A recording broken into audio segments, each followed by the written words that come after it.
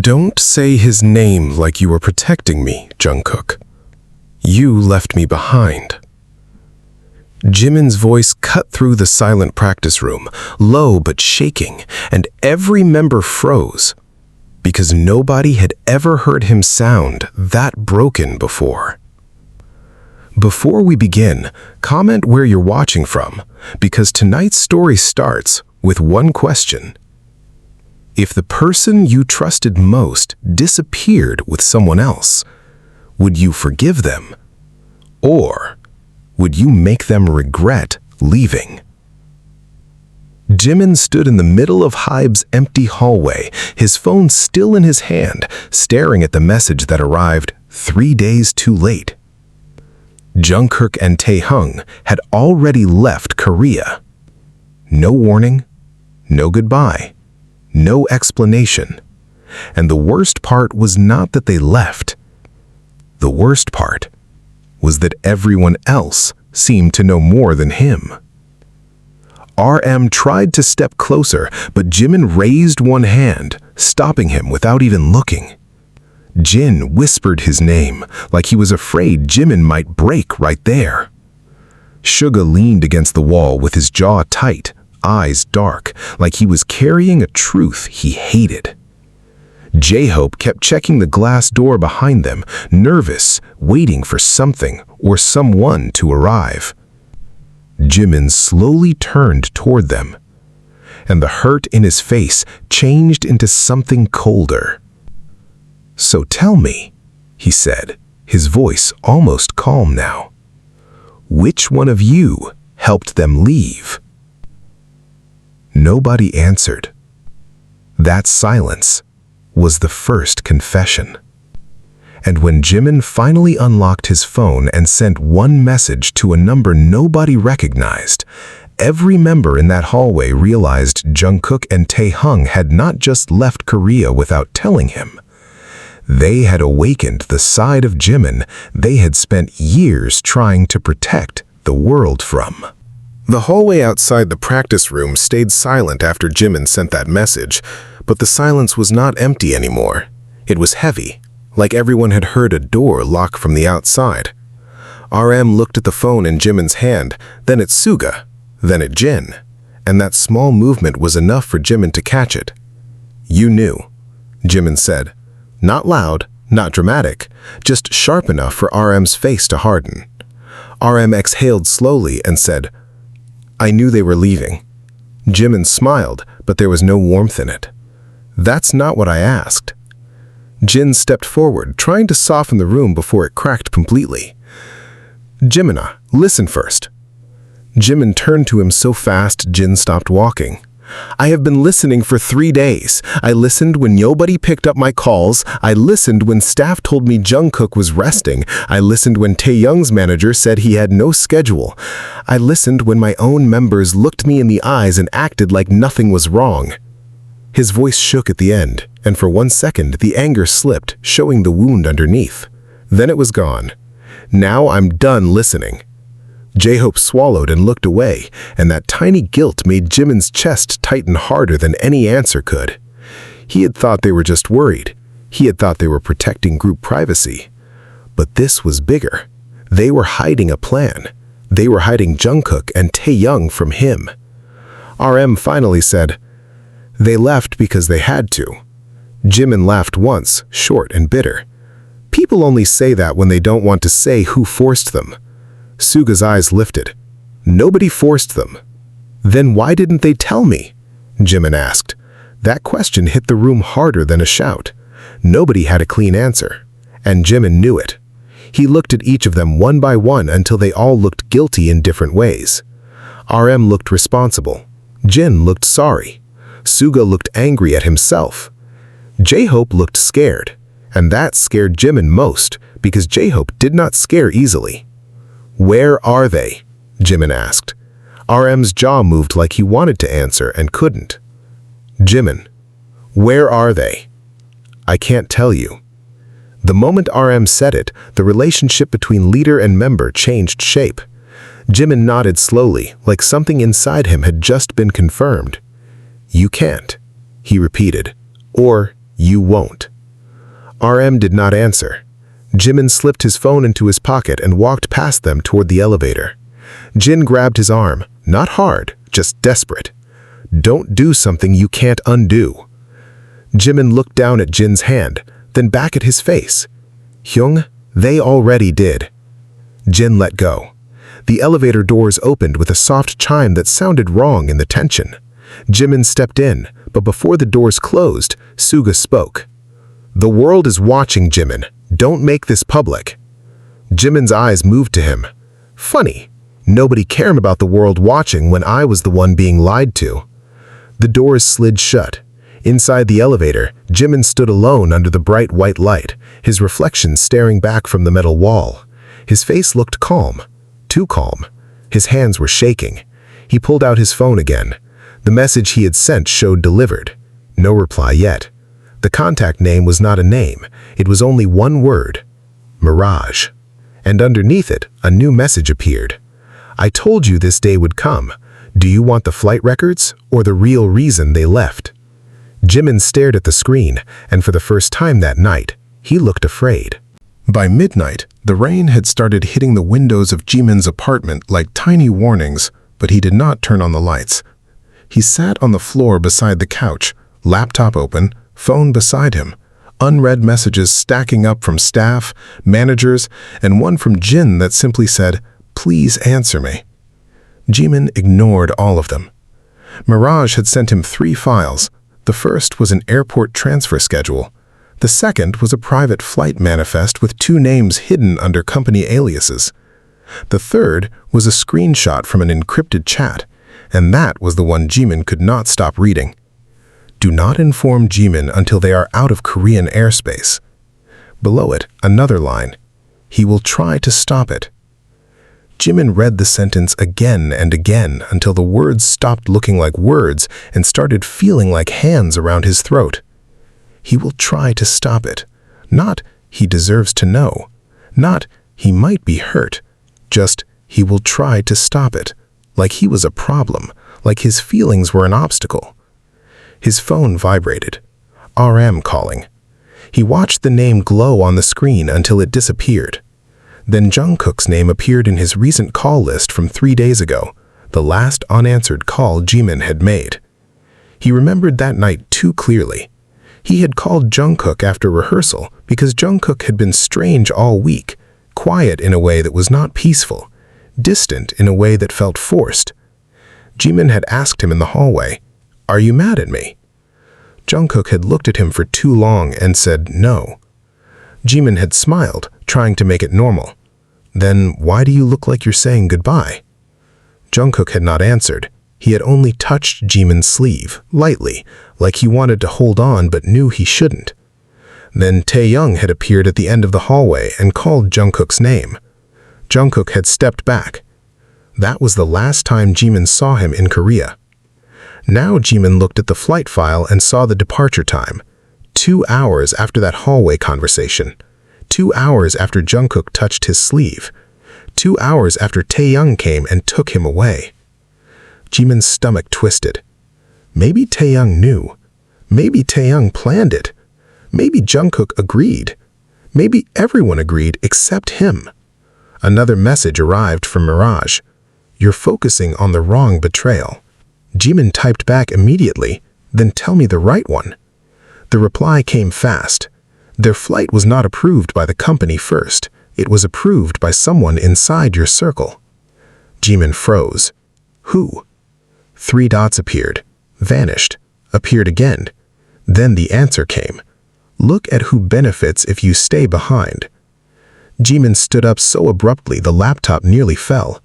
He walked to the window, breath short, anger returning, because anger was easier than fear. Who benefits if you stay behind? He thought of the members. RM controlling the information. Jin begging him not to act. Suga warning him about public reaction. J-Hope looking terrified. Taehyung leaving with JUNGKOOK. JUNGKOOK not calling. Every name became a suspect. Every memory became evidence. Then his phone rang again. This time it was not RM. It was an unknown international number. Jimin answered without speaking. For 2 seconds, there was only static and rain. Then a voice came through, low and familiar. Hyung. Jimin closed his eyes. Jungkook. The room disappeared around him. For one dangerous second, all the anger broke and left only relief. Then Jungkook said, "Don't look for us." Jimin opened his eyes, and the relief died. Us? Jungkook went silent. Jimin's voice dropped. You left me, and the first thing you say is don't look for us? Jungkook's breath crackled. His voice broke for the first time. I didn't want this. Jimin's breath stopped. But before he could ask what that meant, the call ended. He stood in the dark apartment, phone against his ear, rain blurring the city lights behind him. Then the laptop chimed. A new file from Mirage. One image. A hotel lobby security still, timestamped 6 hours earlier. Jungkook and Taehyung entering together, both wearing caps, both looking over their shoulders. Behind them, half hidden near the revolving door, was another figure, someone Jimin recognized instantly. J-Hope. Jimin arrived at J-Hope's studio before sunrise, soaked from the rain and carrying the kind of silence that made even security avoid eye contact. The building was half asleep, but the company never truly rested.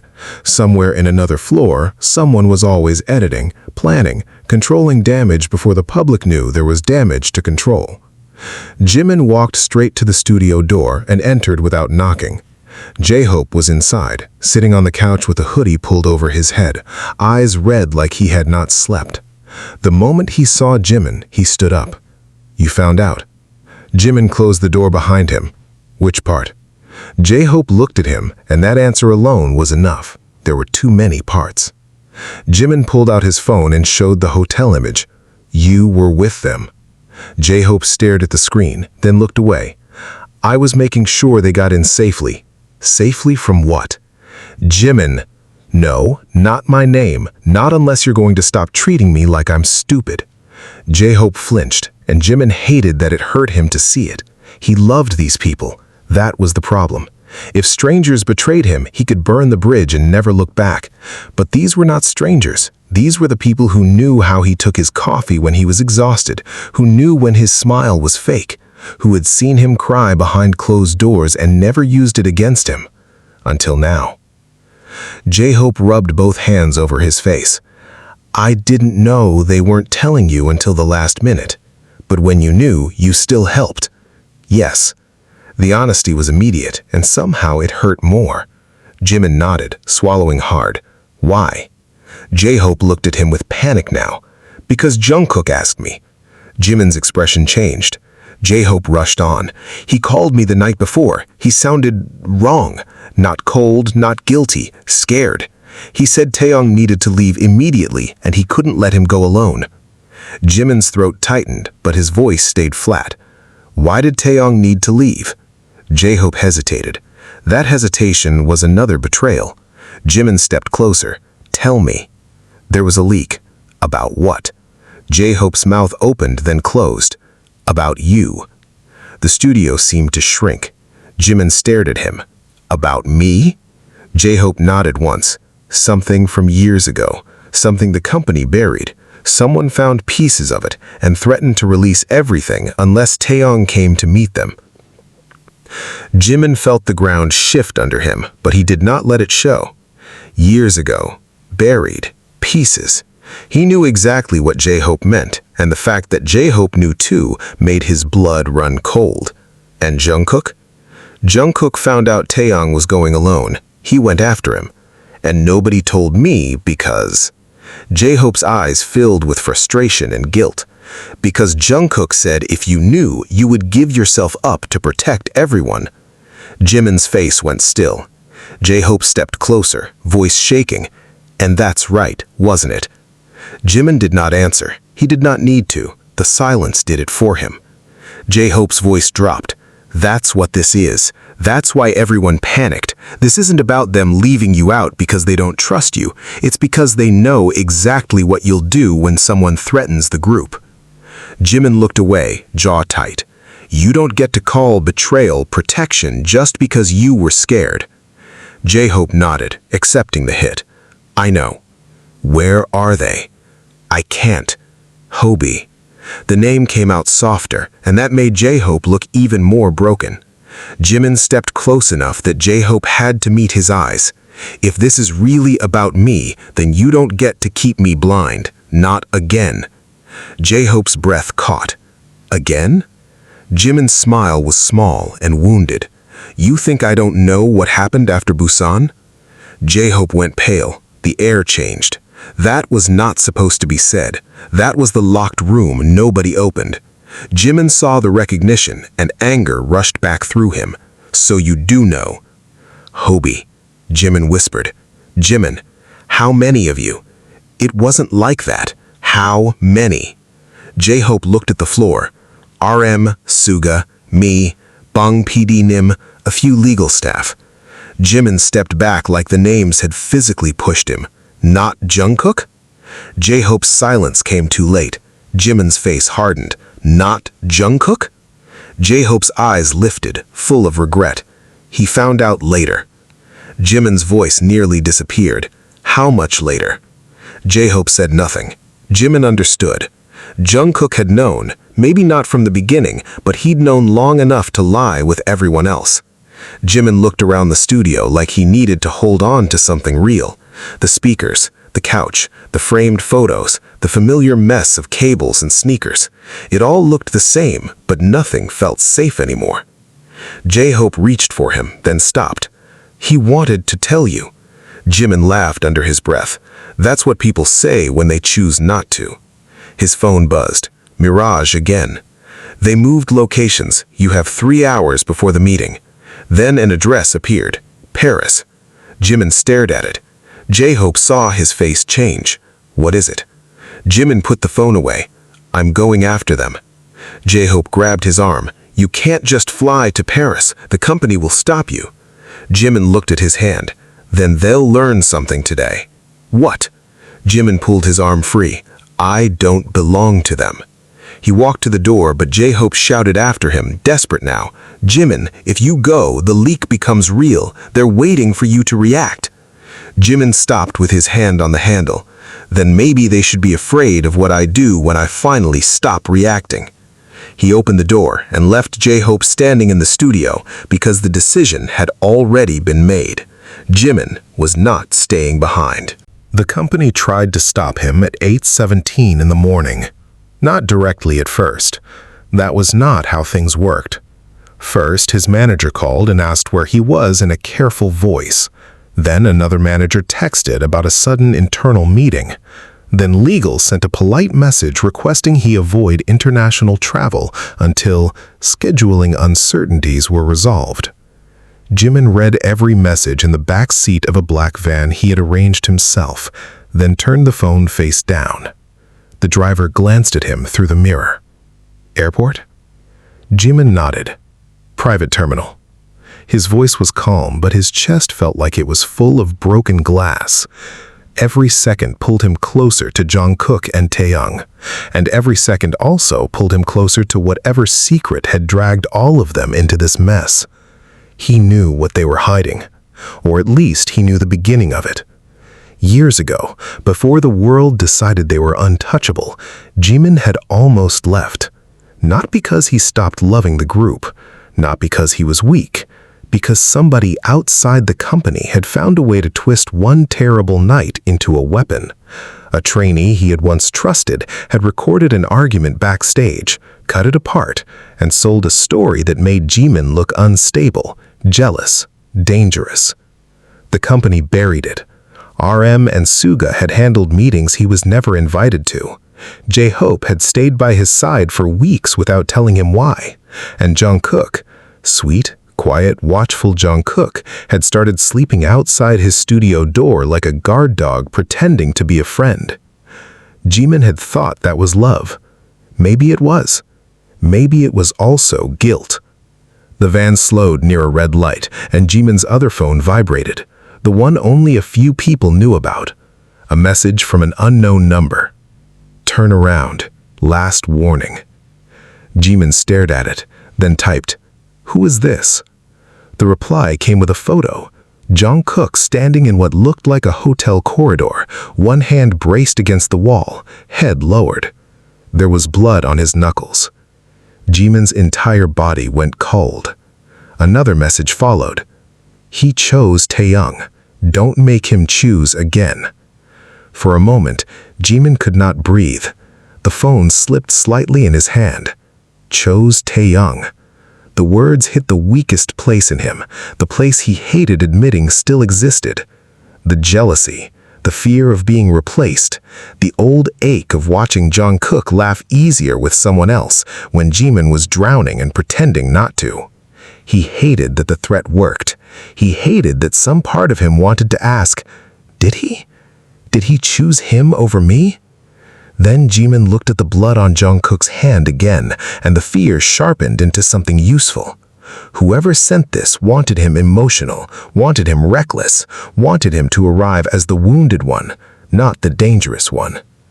Jimin locked the phone and looked out at the gray morning streets of Seoul. "Change of plan," he told the driver. "Not the airport." The driver hesitated. "Where to, sir?" Jimin gave him an address. The driver's eyes flicked up in surprise. "Are you sure?" Jimin's face did not move. "Drive." 30 minutes later, he walked into a small building hidden between a law office and a closed cafe in Hanam. No company staff, no managers, no cameras that belonged to HYB. Mirage was waiting in a conference room with tinted windows, dressed in a black coat, face calm, laptop open. He was older than Jimin expected, maybe mid-40s, with the kind of eyes that had seen too many famous people panic. "You look worse than I predicted," Mirage said. Jimin sat across from him. "You said you could get me the real reason they left." Mirage pushed a folder across the table. "I can, but I need you to understand something first. JUNGKOOK and TAEHYUNG did not leave Korea to betray you." Jimin did not touch the folder. "Then why?" Mirage leaned back. "Because someone offered them a trade." Jimin's eyes narrowed. "What trade?" "Taehyung goes to Paris and hands over an old drive containing evidence from the Busan incident, where the person holding it releases a fake version that destroys you publicly." Jimin's pulse pounded. "And JUNGKOOK?" Mirage's expression changed slightly. "JUNGKOOK went because he found out the fake version wasn't the real trap." Jimin leaned forward. "What does that mean?" Mirage opened the folder himself and slid out a printed message. It was a screenshot of a threat, but not to Taehyung, to JUNGKOOK. Jimin read it once, then again. His fingers went numb. "Bring Taehyung, leave Jimin in Korea. If Jimin follows, we release the full recording of what JUNGKOOK did that night." Jimin's mouth dried. "What did JUNGKOOK do?" Mirage nodded slowly. "That is the part your members never told you." The room seemed to tilt. Jimin gripped the edge of the table. "What did he do?" Mirage studied him for a long second, as if deciding how much damage one sentence could cause. Then he said, "He took the blame for you before you even knew there was blame to take." Jimin stood up fast, the chair scraped against the floor. "Don't talk in riddles." Mirage remained seated. "That night in Busan, the person who tried to sell the story about you did not stop because the company paid him. He stopped because JUNGKOOK confronted him first." Jimin's heart slammed once. "No." He was 18 and furious. He found the trainee before the legal team did. There was a fight. The trainee got hurt, not badly enough for police, but badly enough that the company buried 2 scandals instead of 1. Jimin stared at him, hearing nothing for a second except his own breathing. JUNGKOOK sleeping outside his studio door. JUNGKOOK flinching when people touched his right hand that winter. JUNGKOOK refusing to talk about why he had bruises. Jimin had asked. JUNGKOOK smiled and said he fell during practice. Jimin had believed him because he wanted to. Mirage's voice softened, but only slightly. "JUNGKOOK has spent years believing if you knew, you would hate yourself." Taehyung found the new threat first. He didn't tell you because it knew it would reopen everything. JUNGKOOK didn't tell you because the threat was against him too. The rest followed because they thought silence was safer. Jimin's eyes burned, but he refused to cry in front of this man. Safer for who? Mirage did not answer. Jimin grabbed the folder. Book me a flight. Mirage had his head. You don't need a flight.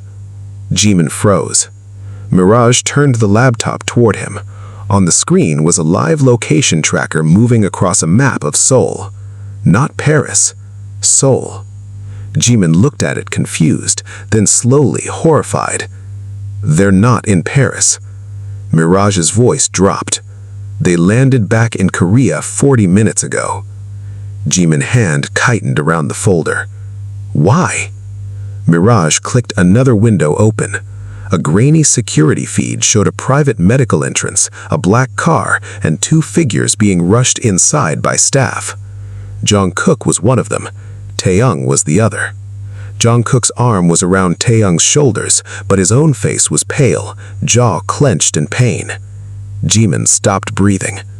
Mirage said, because the meeting went wrong. Jimin turned toward the door. Where? Mirage gave him the address. But Jimin stopped. Mirage's voice was colder now. When you walk in there, don't ask who left you. Ask who made sure you would feel abandoned enough to expose yourself. Jimin looked back slowly. What are you saying? Mirage looked at the folder in Jimin's hand. The threat didn't come from Paris. Jimin's face went still. Mirage said, it came from inside the company. And somewhere across Seoul, behind a private medical entrance guarded by men who would not meet his eyes, JUNGKOOK woke up, asking for Jimin.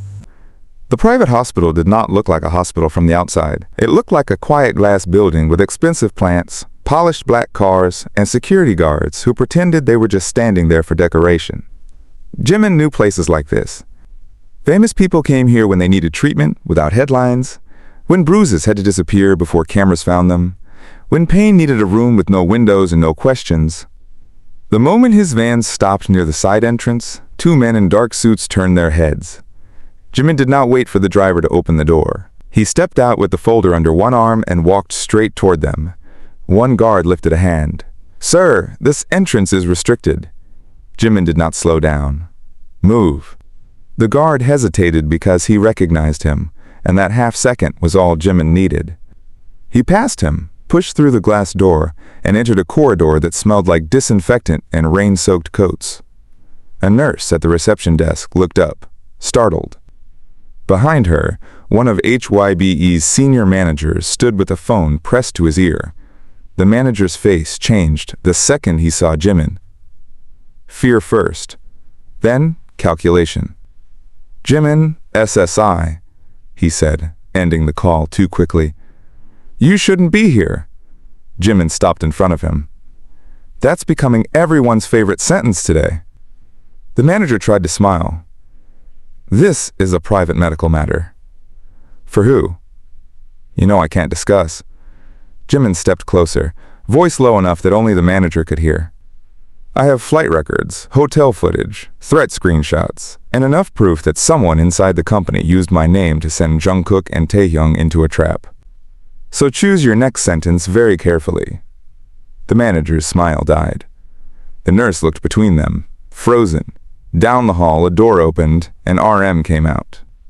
He looked exhausted, wearing the same clothes from the night before, his hair messy, eyes darker than Jimin had ever seen them. For 1 second, leader and member just stared at each other from opposite ends of the corridor. Then, RM said, "Let him through." The manager turned sharply. "Namjoon, SSI. We were instructed." RM's face hardened. I said, "Let him through." The corridor changed after that. No one blocked Jimin. No one spoke. He walked toward RM slowly, every step carrying all the unanswered calls, all the fake concern, all the silence that had been forced into his mouth. RM did not look away. "JUNGKOOK is awake," RM said. Taehyung is conscious, but he's not ready to talk. Jimin's throat tightened at JUNGKOOK's name, but he kept his face still. Who decided that? Doctors? Or management? RM lowered his eyes for a moment. Both. Jimin laughed once under his breath. Of course. RM reached for the folder in Jimin's hand. What do you have? Jimin pulled it away. Trust is expensive today, Hyung. RM flinched, and Jimin hated that it still mattered. He hated that one wounded look from RM could still hit him. But he did not soften. Not now. RM spoke quietly. I know you're angry. No, you don't. Jimin, I said you don't. His voice cracked, and the whole corridor seemed to hold its breath. Jimin stepped closer, eyes wet but furious. You know how to manage crises. You know how to calm fans. You know how to talk to executives and make impossible things sound reasonable. But you do not know what it feels like to stand in front of your family and realize they all voted on your pain without inviting you into the room. RM's face tightened. It wasn't a vote. Then what was it? RM did not answer. That was becoming his answer for everything. Jimin nodded once. Exactly. He walked past him toward the room at the end of the corridor, but RM caught his sleeve. Not hard, just enough to stop him. Before you go in, you need to hear something. Jimin looked down at RM's hand, then back up. Let go. RM let go immediately. His voice dropped. JUNGKOOK thinks this is his fault. If you walk in there like this, he'll break. Jimin stared at him for a long second. And when I was breaking, what did you tell him? RM's mouth opened, but no words came. Jimin turned away. That's what I thought. He pushed open the door. The room was too white, too quiet, too controlled. JUNGKOOK was sitting half upright in the hospital bed, with a bandage wrapped around his right hand and a bruise darkening near his jaw. He looked smaller than he should have, not physically, but in the way guilt bent his shoulders. His eyes lifted when the door opened. The moment he saw Jimin, everything in his face broke open. Relief, fear, shame, love that had no safe place to go. Hyung, he whispered. Jimin stood just inside the doorway, unable to move. He had planned anger.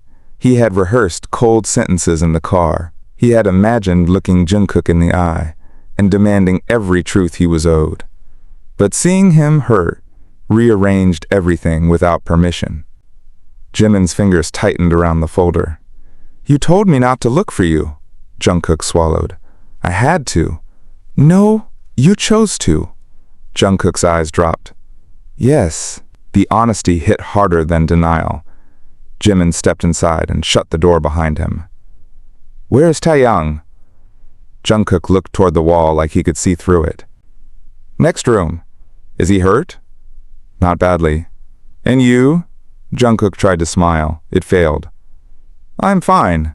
Jimin stared at the bandage, the bruise, the way JUNGKOOK's left hand gripped the blanket like he was holding himself in place. Don't lie to me again. JUNGKOOK's breath shook. Okay. That one word nearly ruined Jimin, because it sounded like surrender, like JUNGKOOK was not fighting him anymore. Like he would accept whatever punishment Jimin decided he deserved. Jimin walked closer, but stopped beside the chair, not the bed. Tell me why you left. JUNGKOOK closed his eyes. To keep you safe. Jimin's laugh came out broken. That answer is banned. JUNGKOOK opened his eyes again. What? From now on, nobody says they hurt me to keep me safe. Nobody says they lied because they love me. Nobody decides I'm too fragile for the truth. Those are the rules. JUNGKOOK stared at him. Jimin continued, voice steadier now. Rule 1, no more missing pieces. Rule 2, no member speaks for another member. Rule 3, anyone who hides something from me after today becomes part of the threat. I don't care if it's management, legal, or one of you. JUNGKOOK's eyes filled with something almost like fear, but not fear of Jimin. Fear of what Jimin was about to do. Hyung, don't go after them alone. Jimin leaned closer. Then stop making me alone. JUNGKOOK looked down. For a moment, he seemed 18 again, bruised and stubborn and desperate to protect everyone with a body that was too young to carry that much guilt. The first message came to TAE, he said. It had a clip attached, not the fake one. The real audio from Busan. The person said they had more. They wanted him to come to Paris because they knew he would panic before telling anyone. Jimin's chest tightened. Why Taehyung? Jungkook's jaw hardened. Because TAE was there that night. Jimin froze. What? Jungkook looked up slowly. He saw more than he told you. The white room seemed to tilt again, but Jimin stayed standing. How much more? Jungkook's face twisted. Enough to blame himself, too. Jimin turned toward the door, leading to the adjoining room. I'm going to ask him. Jungkook reached out fast with his uninjured hand and caught Jimin's wrist. The contact was warm, desperate, familiar. Jimin looked down at Jungkook's fingers around him. His anger moved under his skin, but so did memory. Thousands of moments. Practice rooms. Late-night convenience store runs. Jungkook falling asleep with his head against Jimin's shoulder after schedules. Jungkook watching him quietly when he thought no one noticed. Jungkook always staying close, except when it mattered most. Don't, Jungkook said. Jimin's eyes lifted. Give me one reason, Jungkook's voice cracked. Because he already thinks you'll hate him. Jimin pulled his wrist free, but not roughly. Then he should have told me before someone else did. He opened the adjoining door, and the first thing he saw was Taehyung, sitting on the edge of the bed, fully dressed under a hospital blanket, staring at the floor like he had been waiting for judgment. Jin sat beside him, one hand on Taehyung's shoulder. Suga stood near the window, arms crossed, face unreadable. When Jimin entered, Jin stood immediately. Jimin! Taehyung did not move. He only said, I know. Jimin stopped. You know what? Taehyung lifted his head. His eyes were red, his voice low. That you came to ask why I chose to run with Jungkook instead of trusting you. The room went painfully quiet. Jimin walked in, leaving the door open behind him. Jungkook watched from the other bed, pale and silent. Did you? Jimin asked. Taehyung's mouth trembled once before he forced it still. Yes, Jin whispered. T-A-E. Taehyung shook his head. No, Hyung, let me say it.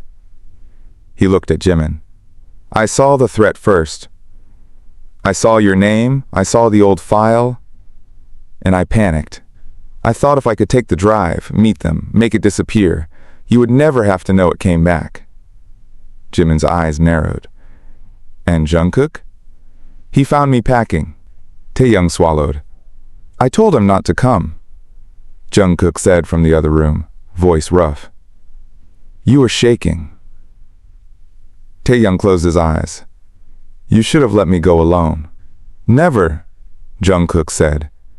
That single word burned through the space between all of them. Jimin heard it. Everyone heard it. The jealousy inside him stirred again, ugly and unwanted.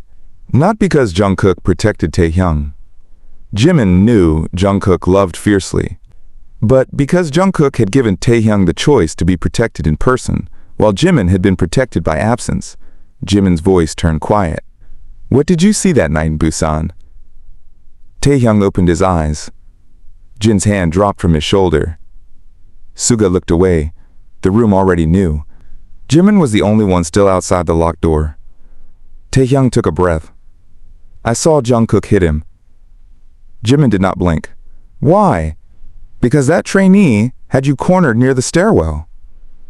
Jimin's blood went cold. The memory came back in pieces. The hallway. The old building. The stale air. The trainee laughing too close to his face. Phone in hand. Saying if Jimin didn't apologize publicly for something he never did, people would finally see what kind of person he was. Jimin remembered pushing him away. He remembered the trainee stumbling. He remembered someone shouting his name. Then blank. Not because he forgot. Because after that, everyone told him it was handled. Taehyung's voice grew quieter. You were trying to leave. He grabbed your wrist. You told him to let go. He didn't. JUNGKOOK came around the corner and saw it. JUNGKOOK looked down at his bandaged hand. Jimin's face lost color. Taehyung continued, each sentence heavier than the last. JUNGKOOK pulled him off you. The guy swung first. JUNGKOOK hit him back. Hard. Too hard. He fell into the railing. There was blood. You froze. You kept saying you were the reason it happened. JUNGKOOK kept saying no. Staff came. RM came. Suga came. They moved everyone before cameras caught it. Jimin's breathing became shallow. Why don't I remember that part clearly? Nobody answered. Then Suga said from the window, because you had a panic attack so bad, the medic sedated you. The words landed like a slap. Jimin turned toward him. What? Suga's face was pale beneath his calm. You were shaking. You couldn't breathe. You kept trying to go back to JUNGKOOK because you thought he'd be arrested. We had to get you out. Jimin stared at him. And afterward? Suga looked him straight in the eyes, and for the first time that morning, his voice cracked. Afterward, the company decided the cleanest way to protect you was to bury everything, including what you remembered. Jimin took one step back. JUNGKOOK tried to stand, but pain stopped him. Young. Jimin lifted a hand without looking. Don't. The room blurred, but he refused to let tears fall. You all let me think I was unstable for years. Jin's face crumpled. No. Yes. Jimin turned on them, voice rising. Every time, I felt like something was missing. Every time I asked why that winter felt wrong. Every time I blamed myself for being sensitive or dramatic or weak. You stood there and said nothing. RM entered the doorway behind him. Jimin looked at all of them now. You didn't protect me. You erased me. That sentence did what yelling could not. It broke the room open. JUNGKOOK's face crumpled completely. Taehyung covered his mouth. Jin started crying silently. RM lowered his head. Suga shut his eyes like he had been waiting years for the punishment to finally arrive. J-Hope appeared behind RM, breathless like he had run there, and stopped when he saw Jimin's face. Jimin wiped one tear before it could fall properly. Here's the fourth rule, he said. From now on, I decide what my pain means. Nobody spoke. Jimin turned to Taehyung. Who contacted you? Taehyung looked shaken. The message was anonymous. No, someone knew exactly which wound to open. Someone knew you would run. Someone knew JUNGKOOK would follow. Someone knew I would chase. Jimin looked at RM. And someone knew the company would panic enough to hide all of it. RM's eyes sharpened. You think this was staged to split us? Jimin looked at JUNGKOOK, then Taehyung, then the rest of them. Not to split us. His voice dropped. To see which of us still obeys. Suga pushed off the window. Then we stop obeying. That was the first time all morning someone said the thing Jimin needed to hear. He looked at Suga. You're sure? Suga's jaw tightened. I should have said it years ago. RM took a step forward. We need evidence before we move. Jimin lifted the folder. I have enough to start. JUNGKOOK, still pale, said, No, we have enough. Jimin turned back to him. JUNGKOOK held his gaze through the pain. I'm done letting you fight what I caused. Jimin's voice was quiet. You didn't cause this. JUNGKOOK's eyes shone. Neither did you. For 1 second, the room forgot the threat. It was just them, standing across a wound that had been kept open by everyone's good intentions and worst choices. Then, Jimin's phone rang. Unknown number. Everyone froze. Jimin answered and put it on speaker. No one breathed. A distorted voice came through. Now that the family reunion is finished, listen carefully. There are rules. Jimin's face went still. The voice continued, almost amused. No police, no press, no outside lawyers. Park Jimin comes to the old broadcast studio tonight at 11. Alone. If any member follows him, the Busan file goes public. If the company interferes, the JUNGKOOK footage goes public. If Jimin refuses, I release both. JUNGKOOK tried to get out of bed. No. Jimin did not move. The voice said, You wanted the truth, Jimin. Come take it. The call ended. The room exploded into movement, but Jimin stayed calm. Too calm. He looked at the phone, then at the members. They made one mistake. RM asked, "What?" Jimin's eyes hardened. "They think I still follow rules written by people who hurt me." The private hospital did not look like a hospital from the outside. It looked like a quiet glass building with expensive plants, polished black cars, and security guards who pretended they were just standing there for decoration. Jimin knew places like this. Famous people came here when they needed treatment without headlines, when bruises had to disappear before cameras found them, when pain needed a room with no windows and no questions. The moment his van stopped near the side entrance, two men in dark suits turned their heads. Jimin did not wait for the driver to open the door. He stepped out with the folder under one arm and walked straight toward them. One guard lifted a hand. "Sir, this entrance is restricted." Jimin did not slow down. "Move!" The guard hesitated because he recognized him, and that half second was all Jimin needed. He passed him, pushed through the glass door, and entered a corridor that smelled like disinfectant and rain-soaked coats. A nurse at the reception desk looked up, startled. Behind her, one of HYBE's senior managers stood with a phone pressed to his ear. The manager's face changed the second he saw Jimin. Fear first, then calculation. "Jimin, SSI," he said, ending the call too quickly. "You shouldn't be here." Jimin stopped in front of him. That's becoming everyone's favorite sentence today. The manager tried to smile. "This is a private medical matter." "For who?" "You know I can't discuss." Jimin stepped closer, voice low enough that only the manager could hear. "I have flight records, hotel footage, threat screenshots, and enough proof that someone inside the company used my name to send JUNGKOOK and TAEHYUNG into a trap. So choose your next sentence very carefully." The manager's smile died. The nurse looked between them, frozen. Down the hall, a door opened and RM came out. He looked exhausted, wearing the same clothes from the night before, his hair messy, eyes darker than Jimin had ever seen them. For 1 second, leader and member just stared at each other from opposite ends of the corridor. Then RM said, "Let him through." The manager turned sharply. "Namjoon, SSI, we were instructed." RM's face hardened. "I said let him through." The corridor changed after that. No one blocked Jimin. No one spoke.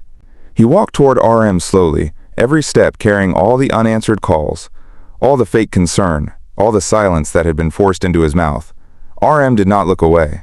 "JUNGKOOK is awake," RM said. "TAEHYUNG is conscious, but he's not ready to talk." Jimin's throat tightened at JUNGKOOK's name, but he kept his face still. Who decided that? Doctors? Or management? RM lowered his eyes for a moment. Both. Jimin laughed once under his breath. "Of course." RM reached for the folder in Jimin's hand. "What do you have?" Jimin pulled it away. "Trust is expensive today, Hyung." RM flinched, and Jimin hated that it still mattered. He hated that one wounded look from RM could still hit him. But he did not soften. "Not now." RM spoke quietly. "I know you're angry." "No, you don't." "Jimin, I said you don't." His voice cracked, and the whole corridor seemed to hold its breath. Jimin stepped closer, eyes wet but furious. "You know how to manage crises. You know how to calm fans. You know how to talk to executives and make impossible things sound reasonable. But you do not know what it feels like to stand in front of your family and realize they all voted on your pain without inviting you into the room." RM's face tightened. "It wasn't a vote." "Then what was it?" RM did not answer. That was becoming his answer for everything. Jimin nodded once. "Exactly." He walked past him toward the room at the end of the corridor, but RM caught his sleeve. Not hard, just enough to stop him. "Before you go in, you need to hear something." Jimin looked down at RM's hand, then back up. "Let go." RM let go immediately. His voice dropped. "JUNGKOOK thinks this is his fault. If you walk in there like this, he'll break." Jimin stared at him for a long second. "And when I was breaking, what did you tell him?" RM's mouth opened, but no words came. Jimin turned away. "That's what I thought." He pushed open the door. The room was too white, too quiet, too controlled. JUNGKOOK was sitting half upright in the hospital bed with a bandage wrapped around his right hand and a bruise darkening near his jaw. He looked smaller than he should have, not physically, but in the way guilt bent his shoulders. His eyes lifted when the door opened. The moment he saw Jimin, everything in his face broke open. Relief, fear, shame, love that had no safe place to go. "Hyung," he whispered. Jimin stood just inside the doorway, unable to move. He had planned anger. He had rehearsed cold sentences in the car. He had imagined looking JUNGKOOK in the eye and demanding every truth he was owed. But seeing him hurt rearranged everything without permission. Jimin's fingers tightened around the folder. "You told me not to look for you," JUNGKOOK swallowed. "I had to." "No, you chose to." JUNGKOOK's eyes dropped. "Yes." The honesty hit harder than denial. Jimin stepped inside and shut the door behind him. "Where is Taehyung?" JUNGKOOK looked toward the wall like he could see through it. "Next room." "Is he hurt?" "Not badly." "And you?" JUNGKOOK tried to smile. It failed. "I'm fine." Jimin stared at the bandage, the bruise, the way JUNGKOOK's left hand gripped the blanket like he was holding himself in place. "Don't lie to me again." JUNGKOOK's breath shook. "Okay." That one word nearly ruined Jimin. Because it sounded like surrender, like JUNGKOOK was not fighting him anymore. Like he would accept whatever punishment Jimin decided he deserved. Jimin walked closer, but stopped beside the chair, not the bed. "Tell me why you left." JUNGKOOK closed his eyes. "To keep you safe." Jimin's laugh came out broken. "That answer is banned." JUNGKOOK opened his eyes again. "What?" "From now on, nobody says they hurt me to keep me safe. Nobody says they lied because they loved me. Nobody decides I'm too fragile for the truth. Those are the rules." JUNGKOOK stared at him. Jimin continued, voice steadier now. "Rule 1, no more missing pieces. Rule 2, no member speaks for another member.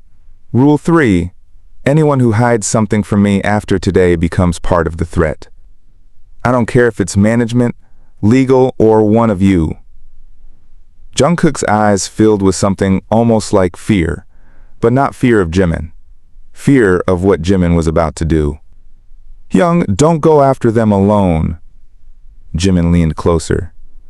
"Then stop making me alone." JUNGKOOK looked down. For a moment, he seemed 18 again, bruised and stubborn and desperate to protect everyone with a body that was too young to carry that much guilt. "The first message came to TAE," he said. It had a clip attached, not the fake one, the real audio from Busan. The person said they had more. They wanted him to come to Paris because they knew he would panic before telling anyone. Jimin's chest tightened. "Why Taehyung?" JUNGKOOK's jaw hardened. "Because TAE was there that night." Jimin froze. "What?" JUNGKOOK looked up slowly. "He saw more than he told you." The white room seemed to tilt again, but Jimin stayed standing. "How much more?" JUNGKOOK's face twisted. "Enough to blame himself, too." Jimin turned toward the door leading to the adjoining room. "I'm going to ask him." JUNGKOOK reached out fast with his uninjured hand and caught Jimin's wrist. The contact was warm, desperate, familiar. Jimin looked down at JUNGKOOK's fingers around him. His anger moved under his skin, but so did memory. Thousands of moments. Practice rooms. Late-night convenience store runs. JUNGKOOK falling asleep with his head against Jimin's shoulder after schedules. JUNGKOOK watching him quietly when he thought no one noticed. JUNGKOOK always staying close, except when it mattered most. "Don't," JUNGKOOK said. Jimin's eyes lifted. "Give me one reason." JUNGKOOK's voice cracked. "Because he already thinks you'll hate him." Jimin pulled his wrist free, but not roughly. "Then he should have told me before someone else did." He opened the adjoining door, and the first thing he saw was Taehyung sitting on the edge of the bed, fully dressed under a hospital blanket, staring at the floor like he had been waiting for judgment. Jin sat beside him, one hand on Taehyung's shoulder. Suga stood near the window, arms crossed, face unreadable. When Jimin entered, Jin stood immediately. "Jimin!" Taehyung did not move. He only said, "I know." Jimin stopped. "You know what?" Taehyung lifted his head. His eyes were red, his voice low. "That you came to ask why I chose to run with JUNGKOOK instead of trusting you." The room went painfully quiet. Jimin walked in, leaving the door open behind him. JUNGKOOK watched from the other bed, pale and silent. "Did you?" Jimin asked. Taehyung's mouth trembled once before he forced it still. "Yes," Jin whispered. T-A-E. Taehyung shook his head. "No, Hyung, let me say it." He looked at Jimin. "I saw the threat first. I saw your name, I saw the old file, and I panicked. I thought if I could take the drive, meet them, make it disappear, you would never have to know it came back." Jimin's eyes narrowed. "And JUNGKOOK?" "He found me packing." Taehyung swallowed. "I told him not to come," JUNGKOOK said from the other room, voice rough. "You were shaking." Taehyung closed his eyes. "You should have let me go alone." "Never," JUNGKOOK said. That single word burned through the space between all of them. Jimin heard it. Everyone heard it. The jealousy inside him stirred again, ugly and unwanted. Not because JUNGKOOK protected Taehyung. Jimin knew JUNGKOOK loved fiercely. But because JUNGKOOK had given Taehyung the choice to be protected in person, while Jimin had been protected by absence, Jimin's voice turned quiet. "What did you see that night in Busan?" Taehyung opened his eyes. Jin's hand dropped from his shoulder. Suga looked away. The room already knew. Jimin was the only one still outside the locked door. Taehyung took a breath. "I saw JUNGKOOK hit him."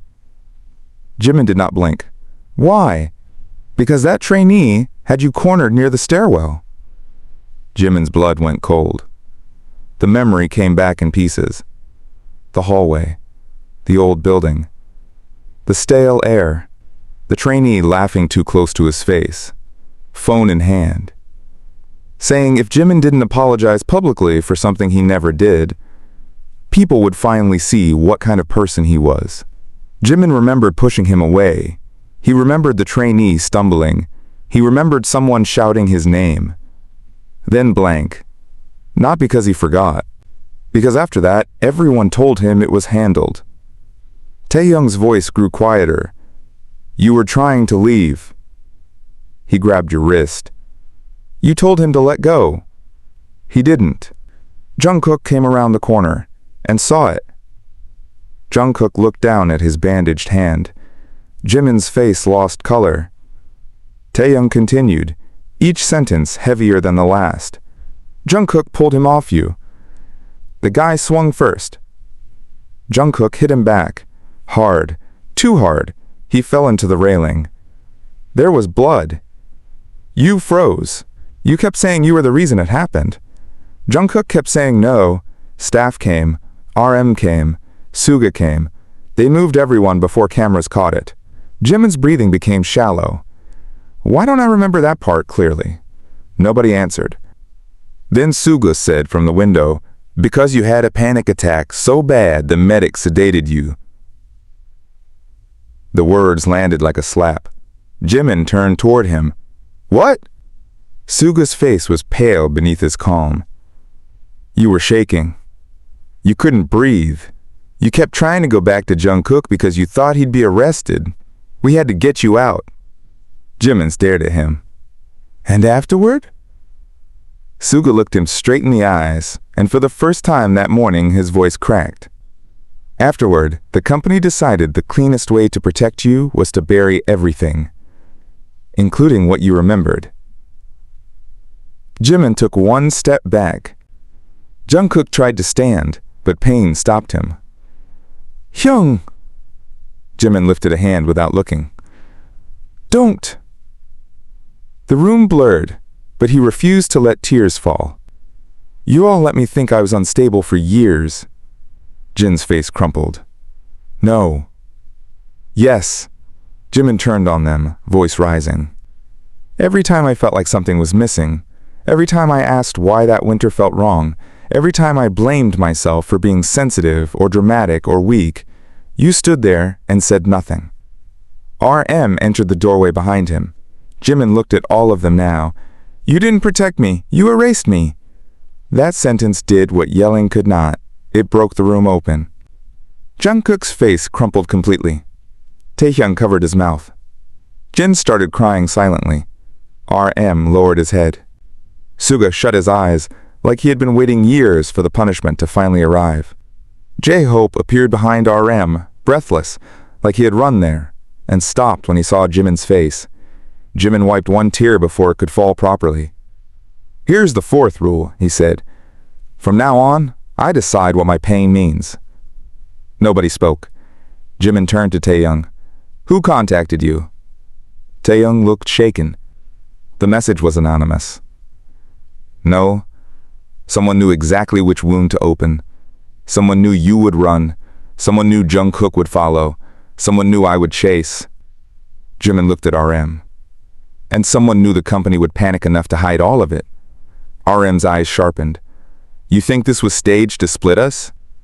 Jimin looked at JUNGKOOK, then Taehyung, then the rest of them. Not to split us. His voice dropped. To see which of us still obeys. Suga pushed off the window. Then we stop obeying. That was the first time all morning someone said the thing Jimin needed to hear. He looked at Suga. You're sure? Suga's jaw tightened. I should have said it years ago. RM took a step forward. We need evidence before we move. Jimin lifted the folder. I have enough to start. JUNGKOOK, still pale, said, No, we have enough. Jimin turned back to him. JUNGKOOK held his gaze through the pain. I'm done letting you fight what I caused. Jimin's voice was quiet. You didn't cause this. JUNGKOOK's eyes shone. Neither did you. For 1 second, the room forgot the threat. It was just them, standing across a wound that had been kept open by everyone's good intentions and worst choices. Then, Jimin's phone rang. Unknown number. Everyone froze. Jimin answered and put it on speaker. No one breathed. A distorted voice came through. Now that the family reunion is finished, listen carefully. There are rules. Jimin's face went still. The voice continued, almost amused. No police, no press, no outside lawyers. Park Jimin comes to the old broadcast studio tonight at 11. Alone. If any member follows him, the Busan file goes public. If the company interferes, the JUNGKOOK footage goes public. If Jimin refuses, I release both. JUNGKOOK tried to get out of bed. No. Jimin did not move. The voice said, You wanted the truth, Jimin. Come take it. The call ended. The room exploded into movement, but Jimin stayed calm. Too calm. He looked at the phone, then at the members. They made one mistake. RM asked, What? Jimin's eyes hardened. They think I still follow rules written by people who hurt me. By afternoon, the hospital suite had turned into a war room. The blinds were closed, the television stayed muted, and every phone lay face down on the table except one burner device Suga had brought from his studio. Jin argued with the doctors until they agreed to discharge JUNGKOOK under private care, which was a polite way of saying Jin had threatened to make their lives miserable if they kept treating grown men like company property. J-Hope paced near the door, stopping every few minutes to check the hallway. RM wrote names on a notepad, crossed them out, rewrote them, and tapped the pen so hard it almost snapped. Taehyung sat in the corner with his arms around himself. JUNGKOOK refused to lie down even though his face went pale every time he moved. And Jimin stood by the window, watching the city like he had already left the room in his mind. Nobody liked that version of him. Not because he looked angry. Angry Jimin still felt reachable. This Jimin was quiet, and quiet meant he had stopped asking for permission. We can't let you go alone. Jin said for the 5th time. Jimin did not turn around. Then don't let me. That's not an answer. It is. RM looked up. Jimin, don't play with wording. If the caller has surveillance, if there's a leak inside security, if they can monitor movement, then even one wrong step triggers release. Jimin finally turned. That's why the rules need to look followed, not be followed. Suga's eyes narrowed slightly. You already have a plan. Jimin looked at him. You taught me how to survive silence, Hyung. Don't look surprised that I learned strategy too. Suga accepted. That like he deserved it. Say it. Jimin walked to the table and tapped the burner phone. They demanded Park Jimin comes alone. They didn't say which Park Jimin they would see first. J-Hope stopped pacing. What does that mean? Jimin looked at RM. We use the public version of me as bait. Jin frowned. Absolutely not. Jimin ignored him. My manager schedules a late studio session. Cameras catch me entering the main HYBE building at 10:30. Staff sees me. Security logs me. Whoever is watching thinks I'm trapped inside with company people around me. RM's eyes sharpened as he followed. Meanwhile, I leave before that through the old service route. Suga nodded slowly. The one from the renovation days. Jin looked between them. Why do both of you know secret exits like criminals? Suga said. Because companies build doors for emergencies and idols learn doors for survival. J-Hope gave him a look. Not the time. Jungkook leaned forward despite the pain. I'm going with you. No, Jimin said immediately. Jungkook's expression hardened. That's not your choice. The room tightened again. Jimin looked at him, and for a second the old pattern almost returned. Jungkook pushing forward, Jimin pushing him back, both pretending the argument was practical when it was actually fear wearing armor. Jimin softened only a little. You're injured. I can walk. You can barely hold a cup. Jungkook's jaw clenched. Then I'll use the other hand. Jungkook. No. Jungkook stood, too fast, and had to grip the bed frame. Jin moved toward him, but Jungkook shook his head, eyes locked on Jimin. You don't get to say no and call it protection after everything you just said. That stopped Jimin. Jungkook breathed through the pain, voice low. You made rules. No one speaks for another member. No one decides someone is too fragile for the truth. No one fights alone, unless they choose it with full truth. Those are your rules, Hyung. Apply them to yourself, too. Jimin stared at him, and the room went quiet because Jungkook was right. That was the problem with rules. Once spoken, they became knives in both directions. Taehyung stood slowly from the corner. Then I'm going too. Jimin's head turned. No. Taehyung gave a bitter smile. You really like that word when you're scared. Jimin looked wounded, but Taehyung did not stop. Maybe he had spent too many hours drowning in guilt. Maybe he needed Jimin's anger more than forgiveness because anger meant they were still connected. This started with a message to me, Taehyung said. I ran. I made Jungkook run. I made you feel abandoned. If anyone should face them, it's me. Jimin's voice dropped. You think guilt makes you useful? Taehyung flinched. Jungkook said, Hyung. Jimin looked away, regret flashing over his face, but he did not take the words back. Taehyung nodded slowly. No, I think truth does.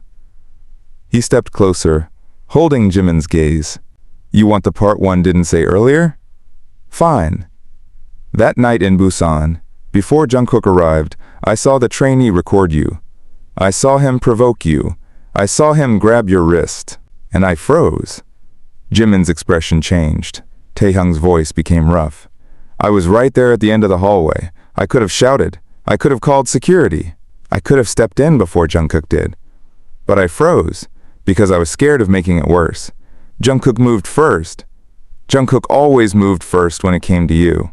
Jungkook's face tightened. Jimin's lips parted, but no words came. Taehyung's eyes filled. That's why I ran now. Because when the message came, it felt like that hallway again. I thought if I hesitated, someone else would bleed for you. So I moved first this time.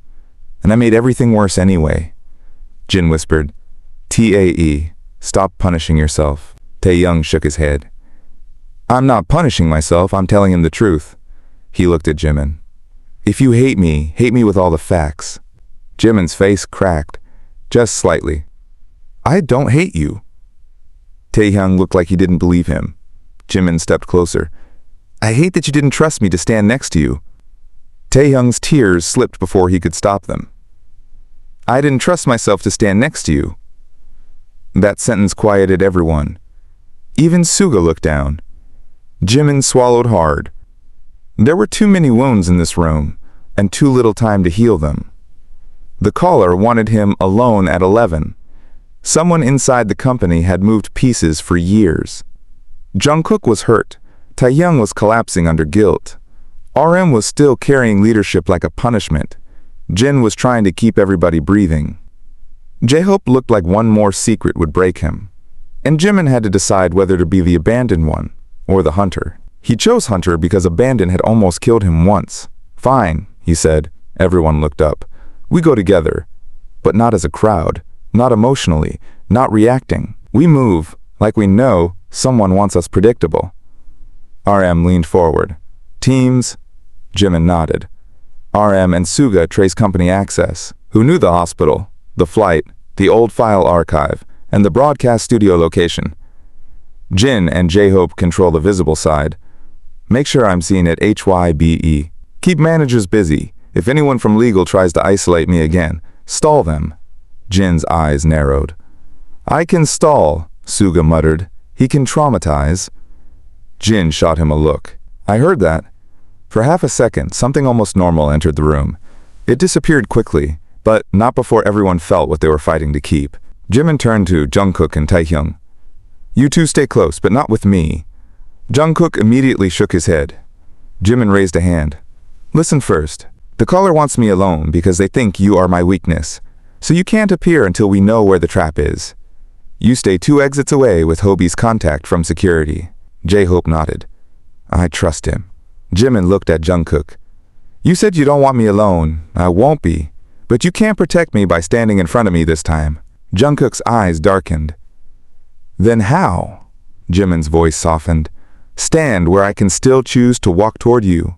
JUNGKOOK stared at him, and something in his expression folded inward. He nodded once, even though it hurt him. Taehyung watched them silently, and the jealousy that had poisoned the morning shifted into something sadder, something cleaner. He had thought he stole JUNGKOOK from Jimin by needing him. Now he realized JUNGKOOK's heart had never worked like a room with one door. He could protect Taehyung and still break for Jimin. He could love his members differently and still bleed for all of them. The mistake had been letting threats turn love into a ranking system. RM's burner phone buzzed. Everyone turned. Suga picked it up and read the message. His face changed. We have a name? Jimin's body went still. Who? RM took the phone, read the screen, and his jaw tightened with a kind of anger Jimin rarely saw from him. Director Han. Jin blinked. From Artist Risk Management? J-Hope stopped breathing. No. Suga's voice went flat. He had access to crisis archives. He signed off on the private flight delay. He also requested temporary access to the old broadcast studio 2 days ago for equipment inspection. Jimin stared at the name. Director Han. The man who always spoke softly in meetings, who always said the company was a family when he needed idols to sacrifice privacy. The man who once told Jimin, smiling, that survival in this industry required emotional discipline. Jimin's hand curled into a fist. Why? RM kept reading. That's not all.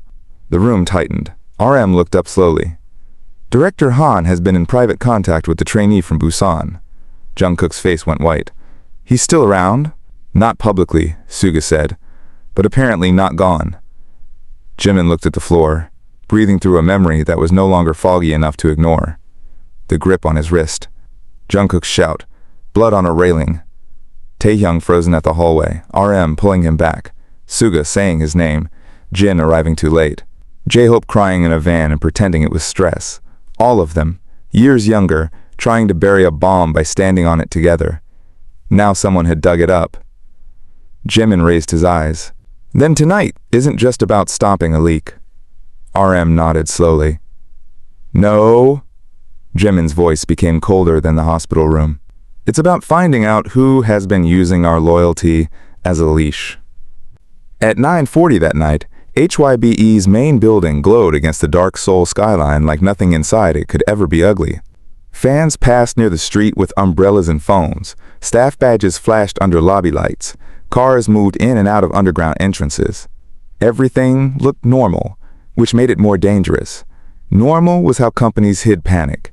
Normal was how idols disappeared in plain sight.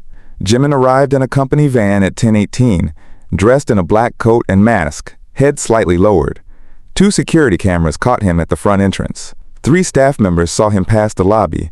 1 assistant rushed over with a tablet, pretending not to look terrified. Jimin, SSI. Director Han requested you wait in conference room 7. Jimin glanced at her. Did he?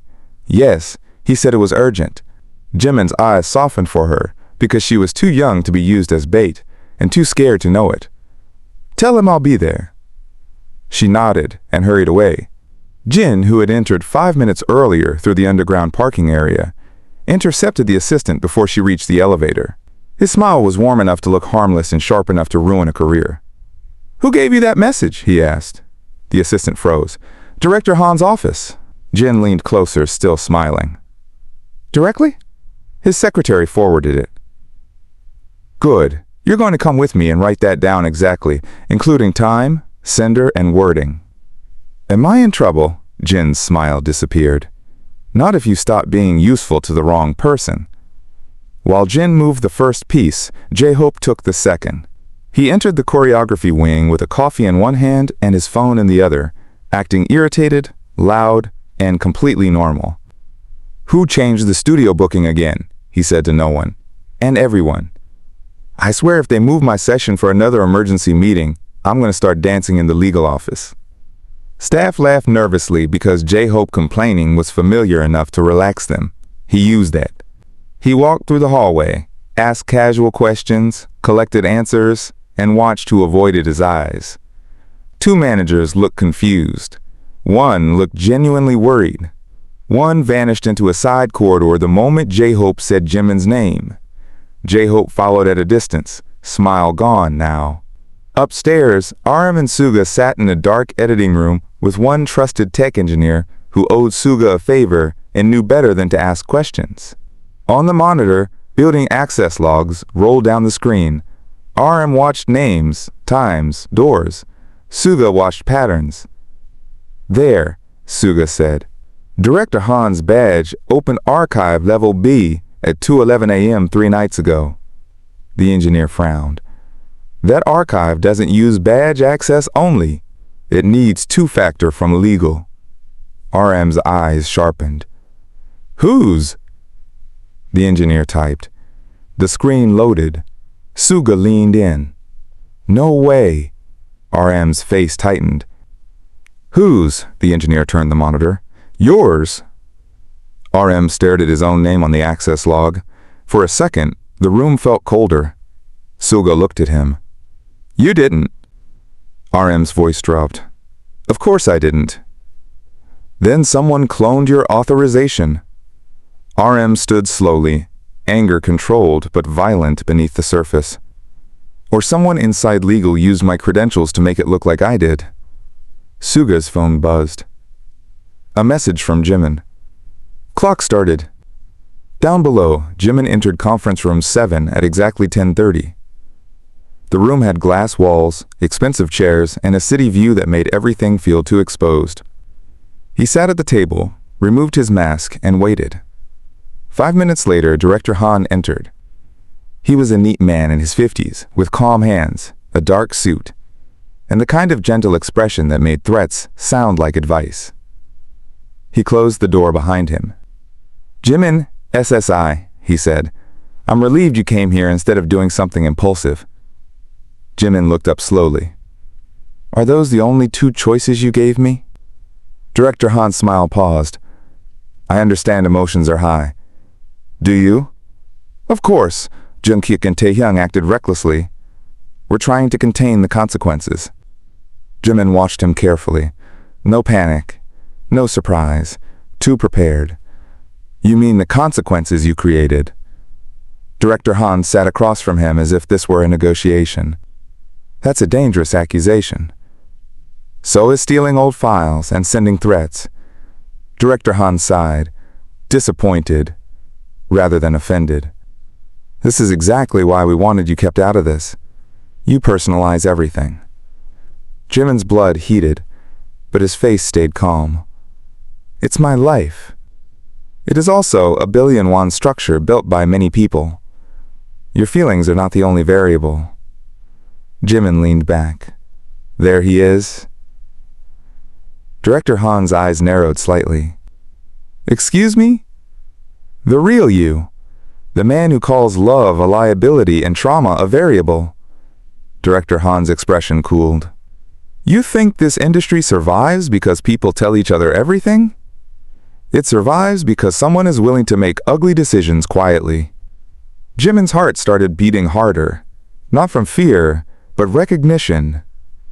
This was the voice behind every closed door, every sacrifice dressed as strategy, every apology demanded before anyone explained the crime.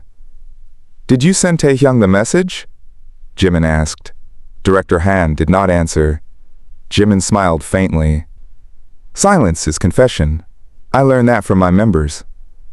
The man's jaw tightened. Your members are the reason this became messy. Taehyung should have followed instructions. JUNGKOOK should have stayed out of it. You should have remained protected. Jimin's eyes sharpened. Protected by being broken? By being manageable. There it was. The whole truth. Not about Busan, not about the file, but about how Director Han saw him, not as an artist, not as a person, as a risk to control. Jimin stood. I'm leaving. Director Han remained seated. No, you're not. The glass door clicked behind Jimin. Locked. He looked at it, then back at Director Han. You really thought that would scare me? Director Han pulled a small tablet from his briefcase and placed it on the table. On the screen was a pause video file labeled Busan_raw. Jimin's stomach tightened despite himself. Director Han saw it and smiled softly. Courage is easier before evidence plays. Jimin did not move. Director Han tapped the screen. The video began without sound at first. A grainy hallway. Younger Jimin near a stairwell. The trainee close to him. Then Taehyung at the far end, half visible. JUNGKOOK entering. Movement. A fight. Blood. Jimin's breath caught because memory and footage crashed together inside him. Then Director Han paused it. This is the clean version, he said. The ugly version can be edited many ways. JUNGKOOK as violent, you as unstable, Taehyung as witness who hid the truth, RM as leader who covered assault, Suga as accomplice, Jin and J-Hope as silent after the fact. Tell me, Jimin SSI, how many careers do you want to gamble on your need for honesty? Jimin's hands trembled under the table, but his voice stayed controlled. What do you want? Director Han leaned back. A public statement. Not tonight. Soon. You will announce a temporary hiatus due to personal health. JUNGKOOK will do the same. Taehyung will sign an internal misconduct admission for unauthorized travel. RM will step away from management-level decisions. The group becomes stable again because the emotional centers are removed. Jimin stared at him. The betrayal was bigger than he thought. You're trying to restructure us. I'm saving the brand. We are not a brand. Director Han's smile turned almost pitying. That is exactly why you cannot be trusted with power. At the same time, 2 floors below, JUNGKOOK heard the phrase through the hidden audio feed and moved before Taehyung could stop him. They were supposed to stay 2 exits away. They were supposed to wait for Jimin's signal. They were supposed to trust the plan. But JUNGKOOK had spent years listening to adults talk around Jimin like he was a beautiful disaster, and hearing it again snapped something in him. Kook, Taehyung said, grabbing his sleeve. Don't. JUNGKOOK's eyes were dark. He locked the door. That's why we call RM. He locked the door with Jimin inside. Taehyung knew that tone. It was Busan all over again. The hallway. The trigger. The moment Jungkook stopped being careful, Taehyung stepped in front of him. "Look at me." Jungkook tried to move past. Taehyung blocked him harder. "Look at me." Jungkook's breathing was sharp. Taehyung lowered his voice. "If you go in like this, he wins. He wants you violent. He wants footage. He wants proof you're exactly what he says." Jungkook's jaw shook. "I can't just listen." Taehyung's eyes filled. "Then listen to Jimin. He said stand where he can choose to walk toward you. Don't take the choice away again." That landed. Jungkook stopped, trembling with restraint. Above them, Jimin looked at the locked glass door and then back at Director Han. "You want my answer?" Director Han nodded. "I do." Jimin leaned forward and said no. Director Han's expression froze. Jimin continued, voice low and clear. "No hiatus statement. No sacrifice document. No removing RM. No blaming Taehyung. No burying Jungkook. No more turning our fear into your control." Director Han's face hardened for the first time. "Then I release it." Jimin looked at the tablet. "Do it." For the first time, Director Han looked uncertain. "You don't mean that." "I do." Jimin's eyes were wet now, but steady. "Release the raw file. All of it. Not your edit. Not your version. All of it. Let people see the hallway. Let them see what was done to me. Let them see Jungkook defending me. Let them see Taehyung freezing, because he was young and scared. Let them see the company hiding it. Let them see how many years we lived inside your cleanup." Director Han stood. "You would destroy everyone to prove a point?" Jimin's voice cracked, but did not weaken. "No, I would stop letting you destroy us slowly and call it protection." Director Han grabbed the tablet. "You think the public will be kind? You think truth saves people? Truth feeds people. They will eat all of you alive." Jimin smiled through the pain. "Maybe. But at least they won't be eating from your hand." The door suddenly unlocked. Director Han turned, startled. RM entered first, followed by Suga. Behind them came Jin and J-Hope, faces hard. Director Han looked at them, then at Jimin. "You recorded this." Suga lifted the burner phone. "Every word." Director Han's calm finally cracked. "That recording is illegal." Jin stepped forward, eyes cold. "So is blackmail, depending on how loud you want this conversation to get." RM's voice was quiet but dangerous. "You used my credentials." Director Han straightened. "You can't prove intent." RM held his gaze. "Not yet." J-Hope looked at Jimin. "You okay?"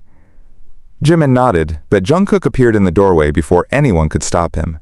His face was pale, his bandaged hand pressed against his side. Taehyung, right behind him. Director Han saw Jungkook and smiled like a man spotting his final weapon. "There he is, the loyal dog, still running toward violence."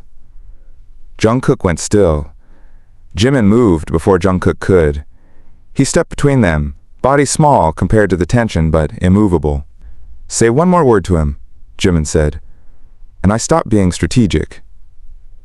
Director Han's eyes flicked over the seven of them together. Something like hatred passed over his face. "You think standing together changes the file?" Jimin looked at his members, then back at him. "No." His voice dropped.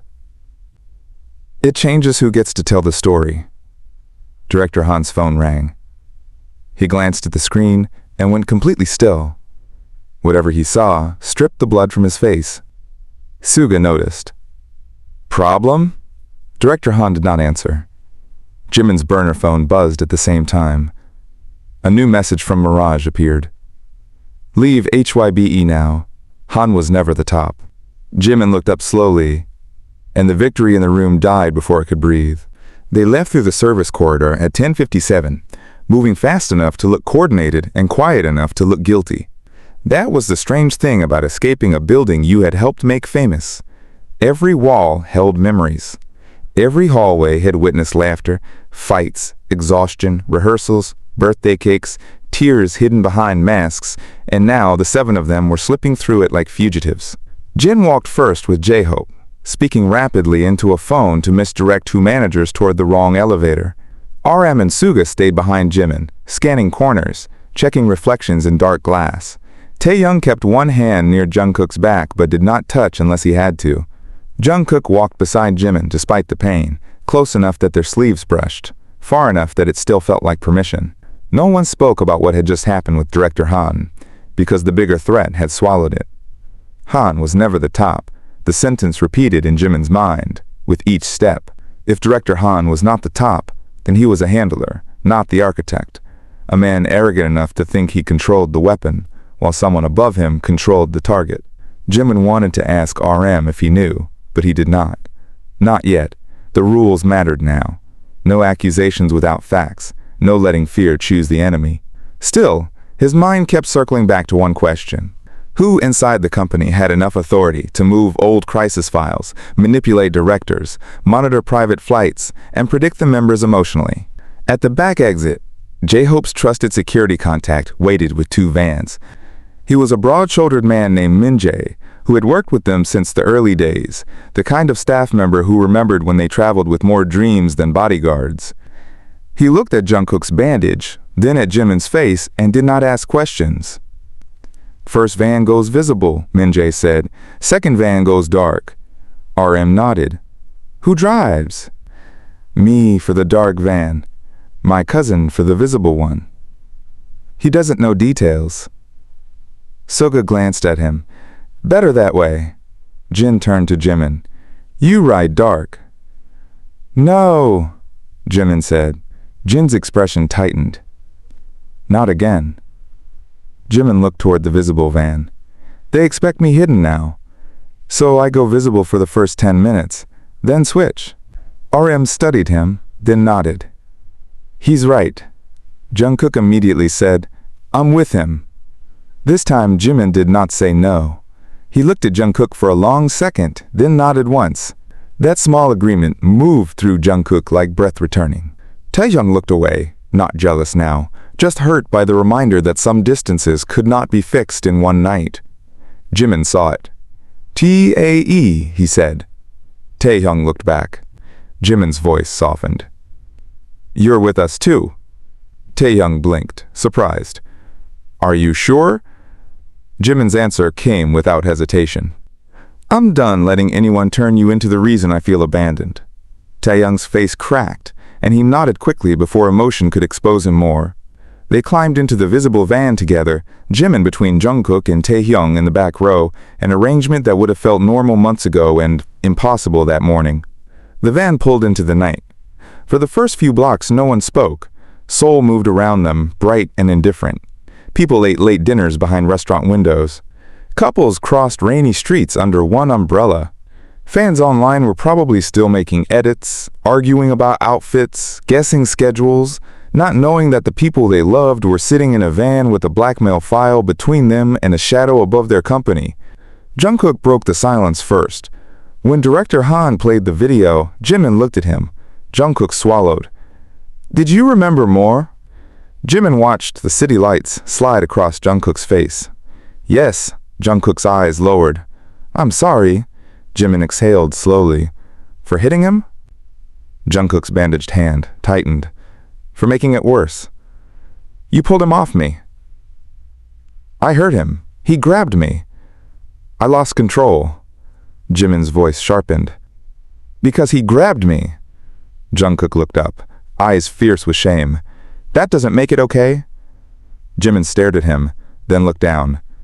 This was the part no one knew how to hold. Jungkook had protected him. Jungkook had also crossed a line. Both were true. One truth did not erase the other. Jimin reached carefully for Jungkook's bandaged hand and stopped just before touching. Does it still hurt? Jungkook looked at his hand. Sometimes. Not just the hand. Jungkook's throat moved. He did not answer. Taehyung looked out the window, giving them privacy while trapped inches away. Jimin's hand finally covered Jungkook's, gentle enough not to press the injury. Jungkook closed his eyes, like the contact hurt more than the bruise. Jimin said quietly, "I can be angry that everyone lied and still be grateful you came around that corner." Jungkook's eyes opened, wet. "I didn't want you to see me like that." Jimin gave a broken little smile. "I didn't want you to see me scared either," Taehyung whispered. "We were all scared." Jimin turned to him. Taehyung kept his gaze on the window. "That's what I hate most. Not the threat, not Director Han, not even the trainee. I hate that we were kids, and everyone around us made us believe fear was something shameful, so we hid it until it became a system." Jimin's chest tightened. Jungkook leaned back, exhausted. "Then we break the system." Taehyung finally looked at him. "How?" Jimin pulled out Mirage's folder and opened the last page, the one he had not shown them yet. "By finding the first person who touched the file after Busan." The van slowed at a red light. Jungkook frowned. "Director Han?" Jimin shook his head. "No, he accessed it later, years later. But the original archive seal had another signature." He turned the page. Taehyung leaned in. His face changed. "That can't be right." Jungkook read the name and went completely still. "Why would he?" The van jerked suddenly. Tires screamed. Jimin slammed sideways into Jungkook as the driver cursed and swerved. A motorcycle shot across their front, blocking the lane. Behind them, headlights closed in too fast. Taehyung grabbed the seat. "We're being boxed." Jungkook pulled Jimin down instinctively, pain flashing across his face. The driver shouted, "Hold on!" The van cut hard into a side street, but another car appeared at the exit, trapping them. Jimin's phone buzzed. "Unknown number." He answered, breath sharp, and the same distorted voice returned, calmer than ever. "You broke the rules, Jimin." Jimin looked out the windshield at the cars surrounding them. "So did you," the voice chuckled. "No, I wrote them." Jungkook grabbed the phone. "Who are you?" A pause. Then the distortion dropped for 1 second, just one. But it was enough. A real voice came through underneath. Older. Familiar. Someone they all knew. "Ask Namjoon, who signed the first silence agreement." The call ended. Jimin slowly turned toward RM's van behind them, visible through the rain-streaked rear window. The name on the old archive seal burned in his mind. Not Director Han, not the trainee, not legal. The signature belonged to someone who had stood beside them since the beginning, someone they had trusted before they even learned how to protect themselves.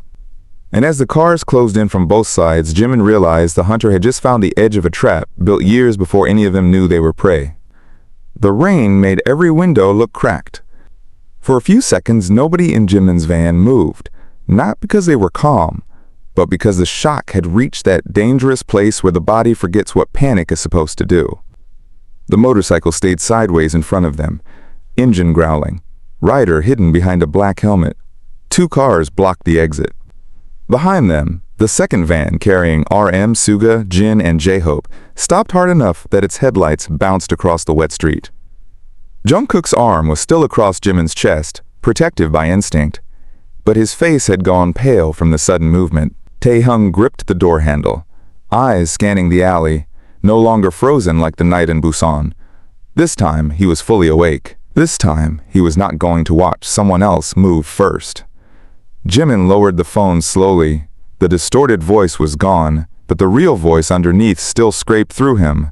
Older, familiar, not Director Han, not a random enemy. Someone close enough to know RM by his real habits, close enough to know where the first silence agreement lived, close enough to turn 7 members against their own memories. Jungkook looked at Jimin. "What signature?" Jimin did not answer immediately. He opened the folder with shaking fingers and pulled out the archive copy. The name on the first seal sat there in black ink like a curse that had waited years to be read. Taehyung leaned closer, then sucked in a breath. Jungkook read it and whispered, "No." The signature was Kang Min-seok, former head of trainee development, the man who had once taught them how to bow to cameras, how to speak during crisis, how to smile when exhausted, how to survive the early years when nobody believed survival was guaranteed. He had left the company years ago with a polished farewell statement, called it retirement, sent gifts afterward, appeared at concerts, hugged them backstage like family. To the public, he was just an old mentor. To them, he had been one of the adults who saw them before the stadium lights. He had known them when they were hungry, when they were afraid, when they were too young to understand contracts but old enough to understand sacrifice. Jimin stared at the name until anger became something more personal than rage. He signed it. Taehyung's voice shook. But why would he keep access after leaving? Jungkook's jaw tightened. Maybe he never really left. The driver, Minjae's cousin, kept both hands locked on the wheel. Sir, what should I do? Jimin looked outside. The cars were not attacking. Not yet. They were containing. A message without impact. We can reach you, we can stop you, we can choose when. He turned toward Jungkook. Can you run? Jungkook almost looked offended. Yes. Jimin's eyes dropped to his injured hand. Don't lie because you're embarrassed. Jungkook's voice went low. I can run if it's you. That answer hit too close, too fast, but Jimin had no room for the feeling. He looked at Taehyung. You? Taehyung nodded. I'm not freezing this time. Jimin held his gaze for 1 second longer, and something passed between them. Not forgiveness yet, but recognition. Then Jimin made the decision. We don't wait for them to move. We move first. Jungkook looked at the narrow space between the blocked car and a shuttered shop. Side door. Now? Jimin nodded. Now. The rider in front raised one hand, probably signaling the cars to tighten, but Taehyung had already kicked the side door open. He jumped out first into the rain, not away from danger, but toward the only gap. Jungkook pulled Jimin behind him, and pain flashed across his face, but he did not stop. Their shoes hit the wet pavement. From the other van, Suga shouted something, and RM burst out into the street with J-Hope behind him. Jin stayed at the door, yelling at the driver to reverse, to block, to do anything that bought seconds. Everything happened at once. The motorcycle lunged forward. The black car on the left opened. A man in a cap stepped out, not with a weapon, but with a camera rig. Jimin saw the lens and understood faster than anyone else. They did not need to hurt him. They needed footage. They needed Jungkook charging. They needed Taehyung panicking. They needed Jimin looking unstable. They needed the old story reborn in new clothes. Cameras! Jimin shouted. Jungkook stopped so suddenly, Taehyung nearly crashed into him. The man with the camera aimed directly at Jungkook's bandaged hand, then at Jimin's face. A second cameraman appeared near the parked car. RM saw it too, and lifted both hands, not surrendering, but signaling everyone to freeze. Do not touch anyone, he shouted. His voice cut through the rain with leader authority, the kind that had calmed crowds in backstage disasters for years. Everyone stay visible. Suga stepped beside him. Phone raised, recording back. J-Hope did the same. Jin crossed from the other van, furious but controlled, placing himself between one cameraman and Taehyung without making contact. You film us, we film you, Jin said coldly.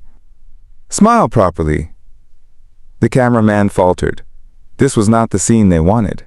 They wanted chaos. They got 7 men standing in the rain, eyes open, hands visible, recording the trap as it closed. Jimin slowly stepped out from behind Jungkook. Jungkook tried to stop him, but Jimin gave him one look, and Jungkook let him pass. Not because he wanted to, because he had promised to stop taking choices away. Jimin walked 3 steps into the headlights and looked straight into the nearest lens. Rain ran down his face, but his voice stayed clear. Who sent you? The man said nothing. Jimin took 1 more step. You came here to capture a reaction, so capture this. I am not afraid of raw footage anymore. The man's eyes flicked sideways. A mistake.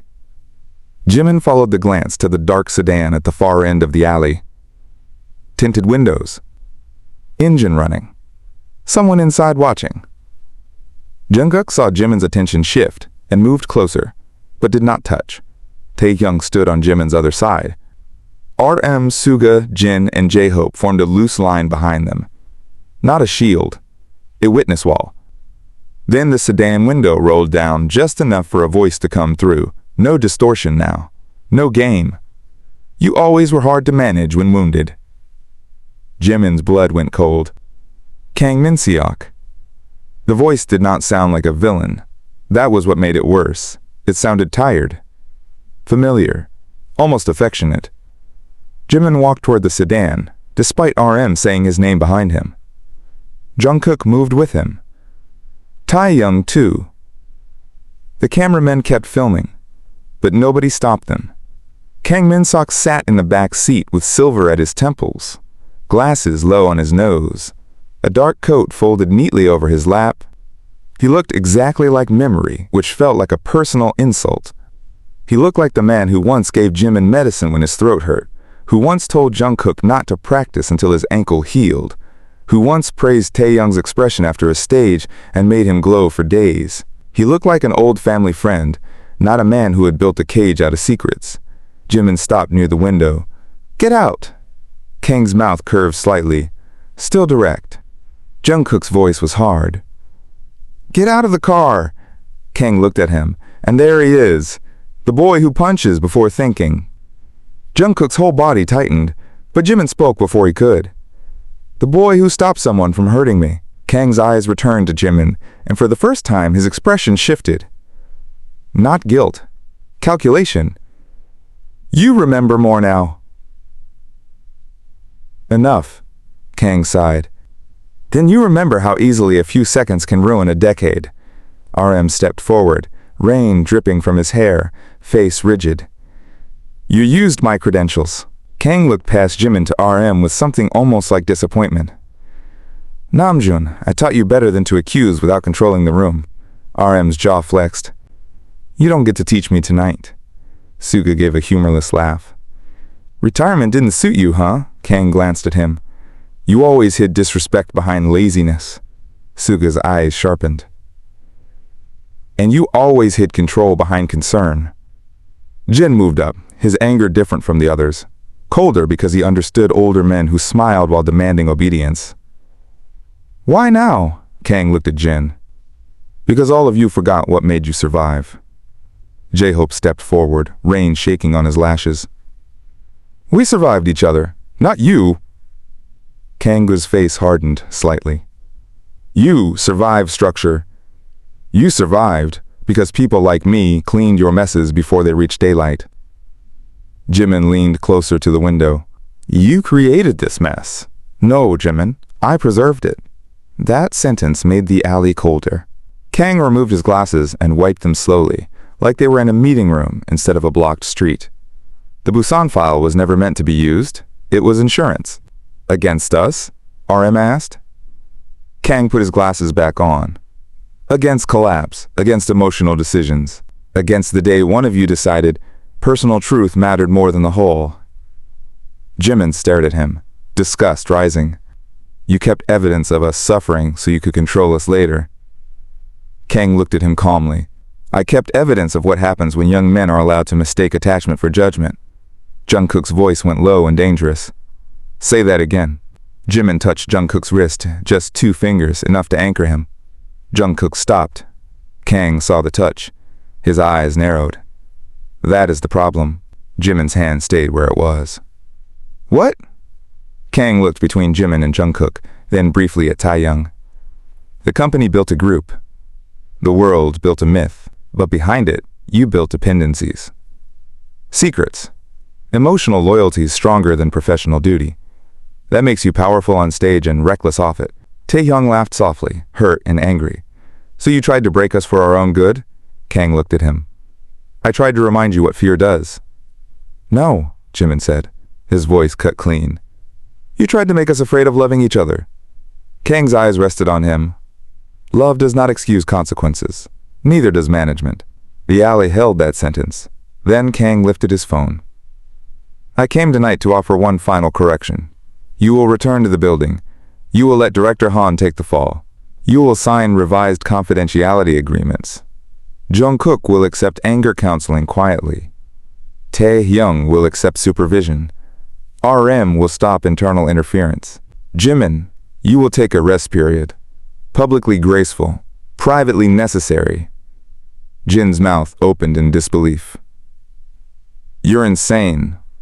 Kang ignored him. In exchange, the raw Busan file stays buried, the edited cuts disappear, and no one learns how fragile the legend really is. Jimin stared at him through the rain. And if we refuse, Kang's thumb moved over his phone. Then the first file goes live in 3 minutes. Everyone froze. Suga looked at his phone, already trying to trace. RM moved closer. You don't want to do that. Kang's expression was almost sad.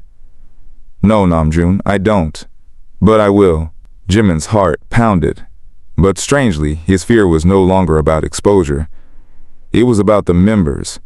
About JUNGKOOK seeing himself turned into a monster. About TAEHYUNG being called a coward by people who never stood in that hallway. About RM and Suga being blamed for impossible choices made when they were barely old enough to understand the machine around them.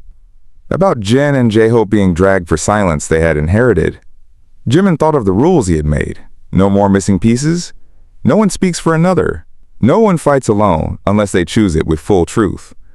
He turned away from Kang and looked at the 6 faces behind him. JUNGKOOK was terrified but ready. Taehyung was shaking but present.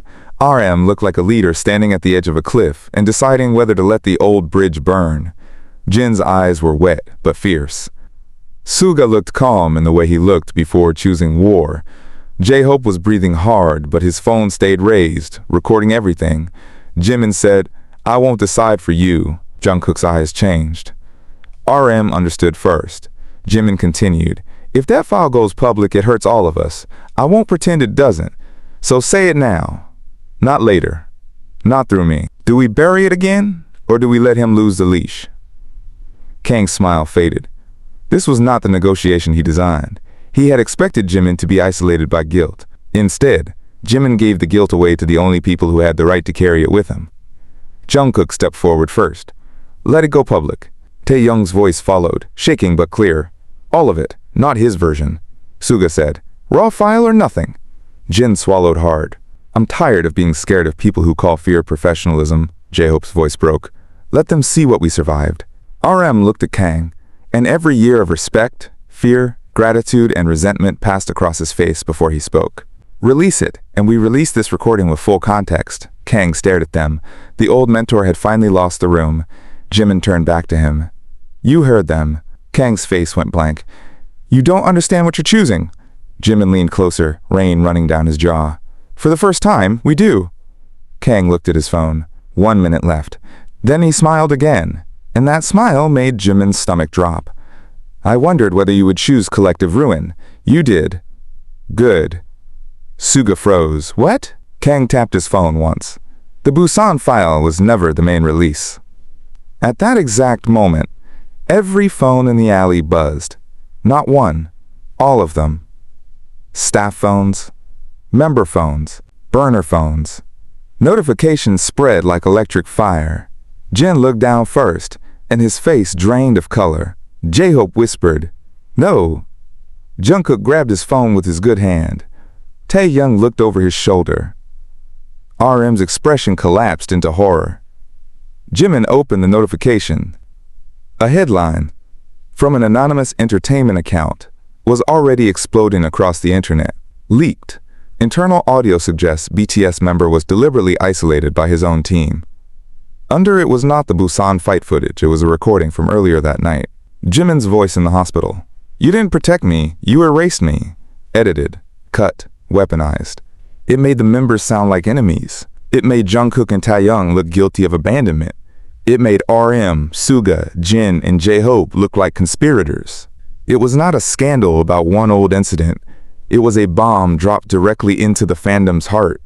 Kang Min-sok looked at Jimin with quiet victory. You thought I wanted the world to hate you. No, Jimin. I wanted the world to make you choose who to save first. The internet did not explode like a bomb. It spread like poison, fast, silent at first, then everywhere.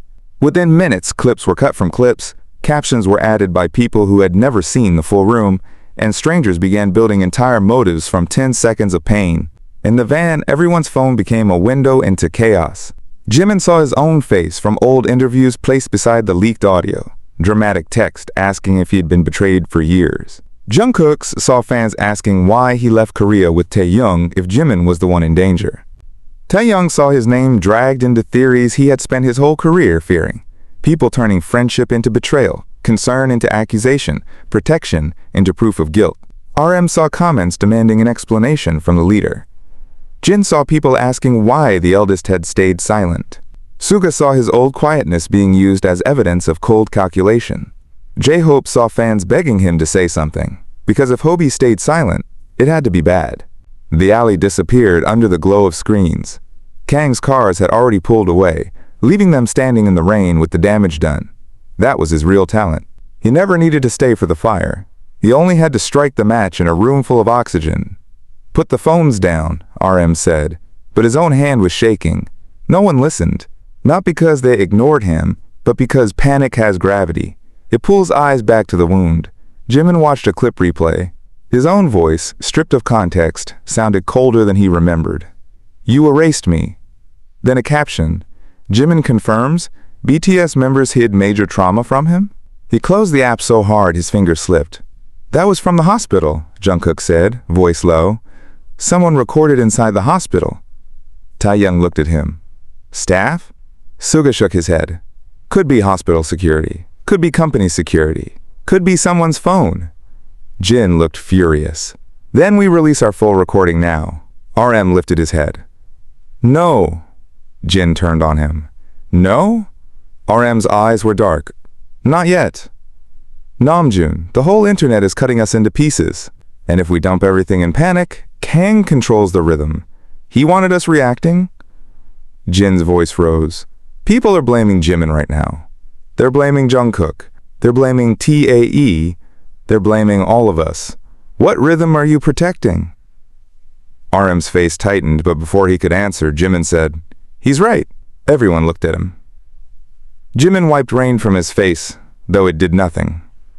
"Kang wanted me to choose who to save first. If I speak now, it becomes me defending myself against you. If JUNGKOOK speaks, it becomes him choosing me over TAEHYUNG or TAEHYUNG over me.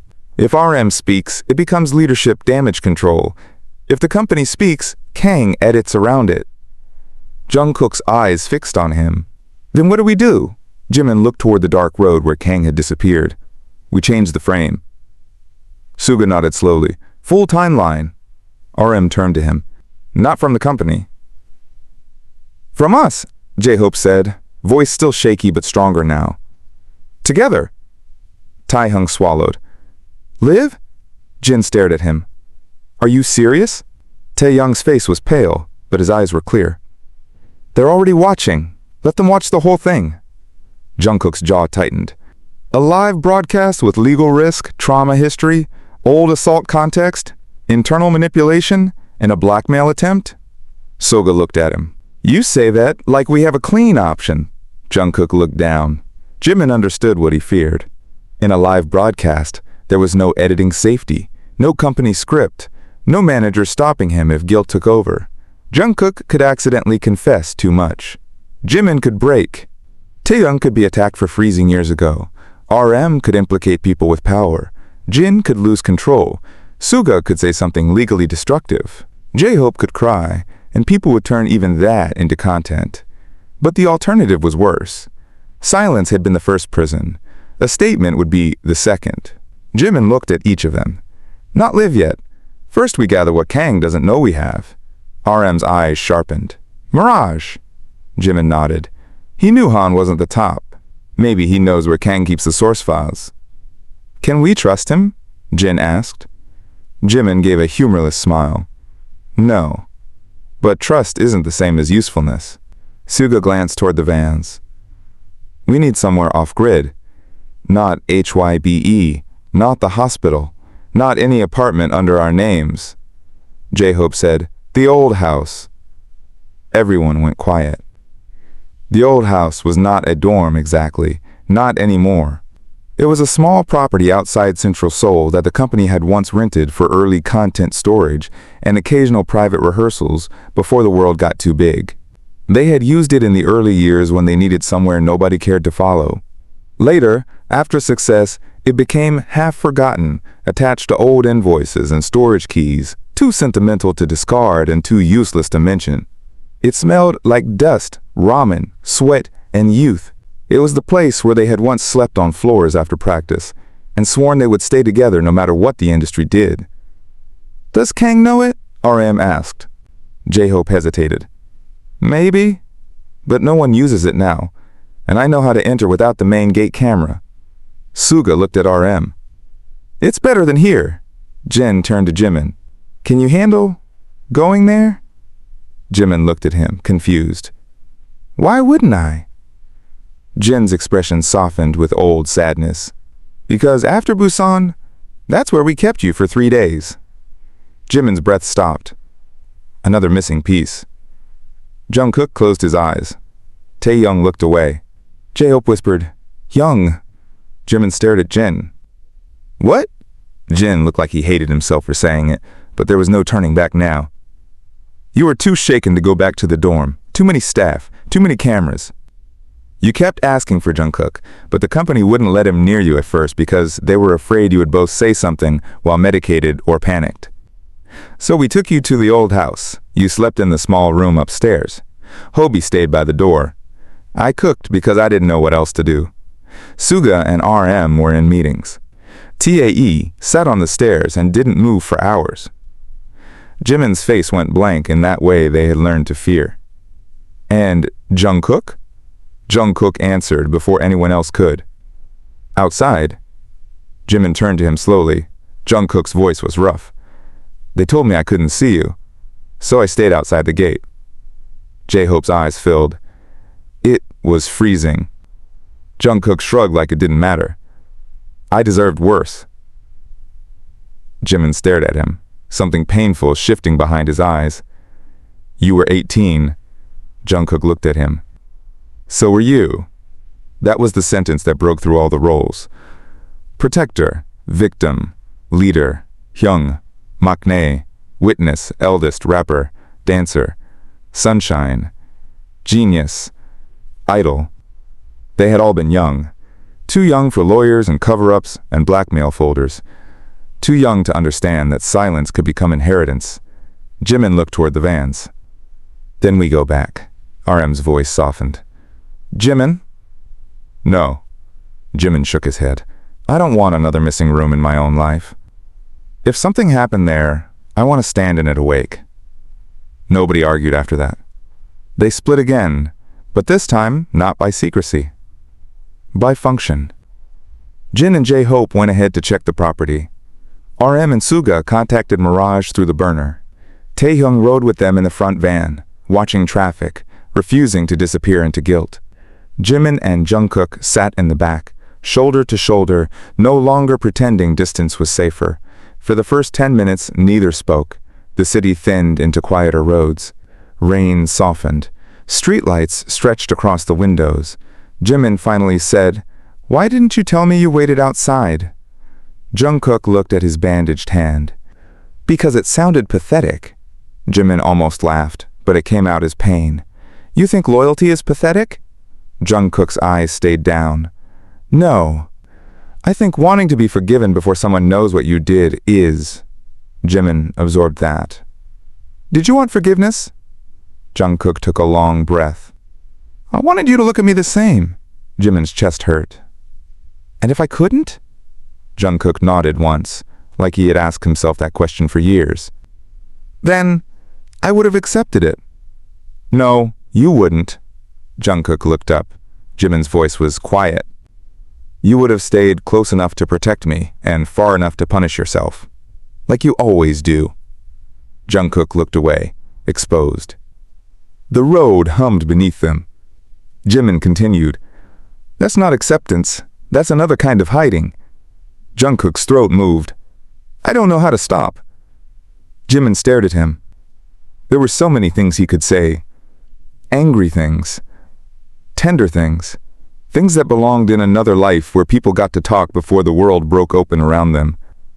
Instead he said, "Then don't stop alone." Jungkook turned back, eyes wet. Their hands were close on the seat between them. Not touching yet. Then the van slowed as they approached the old property. The house appeared beyond the trees, smaller than memory, darker than memory, waiting like a witness that had never been asked to testify. Jen stood near the side entrance with a flashlight. J-Hope waved them in quickly. "No visible movement," J-Hope said as they got out, "but someone has been here." RM's face hardened. "Recently?" Jen nodded. "Very." He opened the side door. The smell hit first. Dust, damp wood, old fabric, and underneath it something newer. Coffee, paper, electricity. Someone had powered equipment inside. They entered together. The living room had been cleared. Old boxes pushed aside. A table stood in the center with a laptop, printed transcripts, and a small black drive placed carefully on top like an offering. No one touched it. Suga moved first, scanning wires. Could be rigged. J-Hope checked corners. Camera there. RM found another near the ceiling. And there. Jin muttered. He knew we'd come. Jimin walked past them toward the staircase. His body seemed to remember before his mind did. The third step creaked. The wall had a scratch near the railing. The hallway upstairs turned left toward a small room. His breathing changed. JUNGKOOK noticed immediately. "Taehyung!" Jimin kept walking. The door at the end was half open. Inside, the small room was almost empty except for an old mattress frame, a chair, and a mirror leaning against the wall. On the chair sat a cassette recorder. Not digital. Old. Deliberate. Jimin stepped inside. The others followed but stayed near the doorway as if even now they understood this room belonged first to him. There was a note under the recorder. Jimin picked it up. The handwriting was Kang. "Memory is not truth until someone chooses which part survives." Jimin's hand trembled. JUNGKOOK stepped into the room despite himself. "Don't play it." Jimin looked at him. JUNGKOOK's face was full of fear. "Please. Do you know what's on it?" JUNGKOOK shook his head too quickly. "No." Taehyung whispered from the doorway. "But we know what this house did to all of us." Jimin looked at the recorder. For years, people had decided what he was ready to know. Tonight, even fear from people who loved him sounded too much like a locked door. He pressed play. Static filled the room. Then a younger voice emerged, raw, shaky, barely recognizable at first. Jimin's own voice. "Don't send him away, please. It wasn't his fault. Don't send JUNGKOOK away." A younger RM answered softly. Jimin breathed. Then younger Jimin again, crying harder. "I'll say I lied. I'll say I started it. Just don't make him leave." JUNGKOOK's face crumpled. Taehyung covered his mouth. Jin turned away, tears already falling. The tape continued, and then another voice appeared. Kang Min-seok, calm and close. "Jimin, listen to me. If you love him, you will forget this part. If you remember, you will ruin him." The room went silent except for the tape hiss. Younger Jimin sobbed once. Kang's voice continued, gentle as poison. "Good boys protect each other quietly." The recorder clicked off. Nobody moved. Jimin stared at the machine as if it had spoken from inside his bones. Then he understood the real twist. They had not only hidden the truth from him after Busan.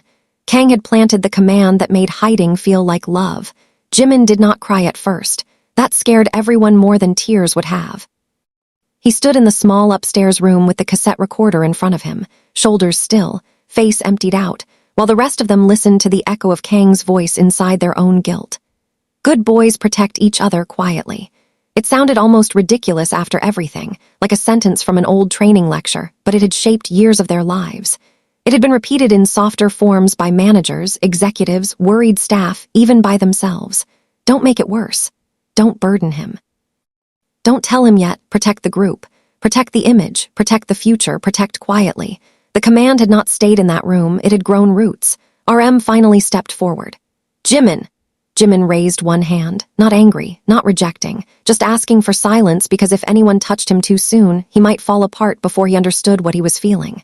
JUNGKOOK looked like he was fighting every instinct in his body not to cross the room. His bandaged hand shook at his side. Taehyung stood behind him, tears sliding down his face without sound. Jin pressed his knuckles to his mouth. J-Hope's breathing was uneven. Suga looked at the floor, eyes burning with a helpless fury that had nowhere clean to go. Jimin picked up the note again and read it one more time. "Memory is not truth until someone chooses which part survives." "He made me choose against myself," Jimin said quietly. No one answered. "I thought I was weak because I couldn't remember cleanly. I thought my mind failed me, but he was there." His voice sharpened slightly. He was there when I was scared, and he used Jungkook's name to teach me silence. Jungkook stepped forward. Taehyung, I didn't know. Jimin looked at him then, and the pain in his eyes nearly dropped Jungkook to his knees. I know. That was worse. Jungkook could have carried blame. He knew how to carry blame. He had built a whole private religion around carrying blame. But Jimin saying he knew, Jimin refusing to place the wound where Jungkook could hold it, left Jungkook defenseless. Jimin continued, that's why it worked. He knew none of us would question protection if it sounded like love. RM shut his eyes. I signed the first silence agreement. Everyone turned. RM's voice was low, controlled only by force. I didn't understand all of it. Not then. Kang told me it was an emergency containment document. He said if we didn't sign, legal would separate Jungkook from group activities until investigation ended. He said Jimin's condition was unstable. He said press could destroy us before we had power to defend ourselves. I signed because I thought leaders were supposed to choose the least damaging option. Jin said softly, Namjoon. RM shook his head. No, let me say it. He looked at Jimin. I signed something I barely understood because an older man made fear sound like responsibility. Then afterward, when I did understand more, I told myself reopening it would hurt you worse. That was cowardice dressed as leadership. Jimin absorbed it, face unreadable. Suga spoke next. I was in the legal room. His voice sounded scraped raw. I remember wanting to break the table. I remember thinking none of us should be there. But I still stayed. I told myself being in the room meant I could protect the terms. Make sure they didn't punish Jungkook too hard. Make sure they didn't label you unstable in writing. But I didn't get you into the room. I negotiated around your absence. J-Hope leaned against the doorframe as if his legs were weak. I watched the hallway upstairs while you slept. Kang came in twice. I thought he was checking on you. I heard voices, but I didn't go in because he told me you needed calm. I should have gone in. Jimin's eyes moved to him. You were scared too. J-Hope's face crumpled. I was supposed to be your hope. You were young. That doesn't make it okay. No, Jimin said, softer, but it means Kang knew who he was using. Taehyung took a broken breath. I lied the longest. Jungkook turned. No. Taehyung wiped his face with the heel of his hand and looked at Jimin. I knew Kang talked to you. I didn't know what he said, but I knew he came into this room. Later, when you started acting like Jungkook had to be protected from your memory, I thought maybe it was better. I told myself if you could still laugh, if Jungkook could still stand beside you, then the lie was working. That was the worst thought I ever had. Jimin looked at him for a long time. Did you think I would hate you? Taehyung nodded, unable to speak. I don't, Jimin said. Taehyung's face twisted. Jimin added, but I need you to understand something. Forgiveness can't be another way to skip the wound. Taehyung nodded again, crying harder now. I know. Jungkook was last, but he looked like he had been waiting for execution. I remember being outside the gate, he said. I remember Kang coming out. He told me if I really cared about you, I would stop asking to see you because my face would trigger you. He said I had already done enough damage. I believed him because I wanted to punish myself. Then when you came back to schedules and smiled at me, I thought maybe staying quiet was the price for keeping that smile. He looked at Jimin, eyes wet and desperate. I should have trusted you more than I hated myself. Jimin's breath shook. The sentence hit the center of everything, not because it fixed anything, because it named the disease. Everyone had trusted fear more than they trusted Jimin. Everyone had trusted punishment more than conversation. Everyone had trusted adults with files more than the bond they claimed was stronger than anything. Jimin placed the note back on the chair. Then here's the truth, he said. I am furious. I am hurt in ways I don't even have words for yet. I don't know how long it will take before I can look at some memories without wondering who edited them for me. But I am not leaving this group tonight. I am not choosing which one of you deserves pain. I am not letting Kang turn my anger into his weapon. The room breathed for the first time. Then the laptop downstairs chimed. Once, twice, Suga straightened. The drive. They moved together, not healed. Not repaired, but aligned by urgency. Downstairs, the black drive on the table had activated the laptop automatically. A video file opened. Kang appeared on screen, seated in a bright office from years ago, younger but already calm in that unbearable way. This was not live. It was recorded. He looked directly into the camera. If you are watching this, then Jimin has returned to the old house. That means the emotional containment failed. Jin swore under his breath. Kang continued, You are probably angry. You are probably telling yourselves a simple story. That I am cruel, that I used you, that truth will free you. Children always think truth is clean because they have not watched what the public does with blood. RM stepped closer to the screen, jaw tight. Kang's recorded voice went on. The Busan incident was never only about one trainee, one fight, or one frightened boy. It was the first proof that the 7 of you had become too attached to be managed separately. Jimin would sacrifice himself for JUNGKOOK. JUNGKOOK would become violent for Jimin. TAEHYUNG would bury guilt to keep both. RM would sign anything to keep the team alive. Suga would negotiate with monsters if it reduced damage. Jin would absorb pain until it became silence. J-Hope would perform stability so everyone else could collapse. Powerful, yes. Beautiful on camera, yes, but uncontrollable. Jimin felt sick because Kang knew them. That was the horror. He knew them well enough to weaponize truth, not lies. The video cut to a file list. Dozens of folders, not just Busan, not just recent threats, clips from dorm arguments, medical reports, private counseling summaries, voice recordings from crisis meetings, photos from hospital visits, notes about emotional dependencies, conflict triggers, pressure points, loyalty rankings. Taehyung whispered, "What is this?" RM's face had gone white. "A behavioral map." Suga's voice was dead flat. "He profiled us," Kang's video resumed. "Do not look so shocked. Every major system studies its risks. You were never only artists. You were volatile assets under extraordinary pressure. I built the map because I understood what the company did not. The group would never be controlled by contracts alone. It had to be controlled through the bonds you trusted most." J-Hope backed away from the screen. "Turn it off." But Suga grabbed his arm gently. "We need to see." Kang leaned forward on the video. "Tonight I offered you an exit. Let Director Han take the fall. Return to structure, preserve the myth. But if Jimin is watching this, he has already chosen emotional truth over strategic survival. That means the next release is automatic." The screen changed. A countdown appeared. 30 minutes. Under it, global drop package. Jin's voice shook with anger. "What package?" RM was already typing. Suga grabbed the mouse, opening folders. The file names loaded fast. Some were old, some recent, some labeled by member initials. JK Parking 2019, TH Flight Call, RMSI Ginny D Archive, SG Legal Audio, JH Stairwell, K's Private Medical, JMBUSA Info. Jimin stared at the list. "He has something on all of us." Jungkook's face hardened. "Then we take the server down." Suga shook his head, typing fast. "This laptop is only a trigger mirror. The files are hosted elsewhere, maybe multiple places." RM turned to J-Hope. "Contact Minyi. We need network isolation now." J-Hope nodded and ran outside. Taehyung leaned over the file list, then froze. "Wait." His finger hovered over one folder near the bottom, not a member initial, a name, Mirage Origin. Jimin's blood chilled. "Open it." Suga clicked. The folder contained 3 files, a photo, a contract, and an audio clip.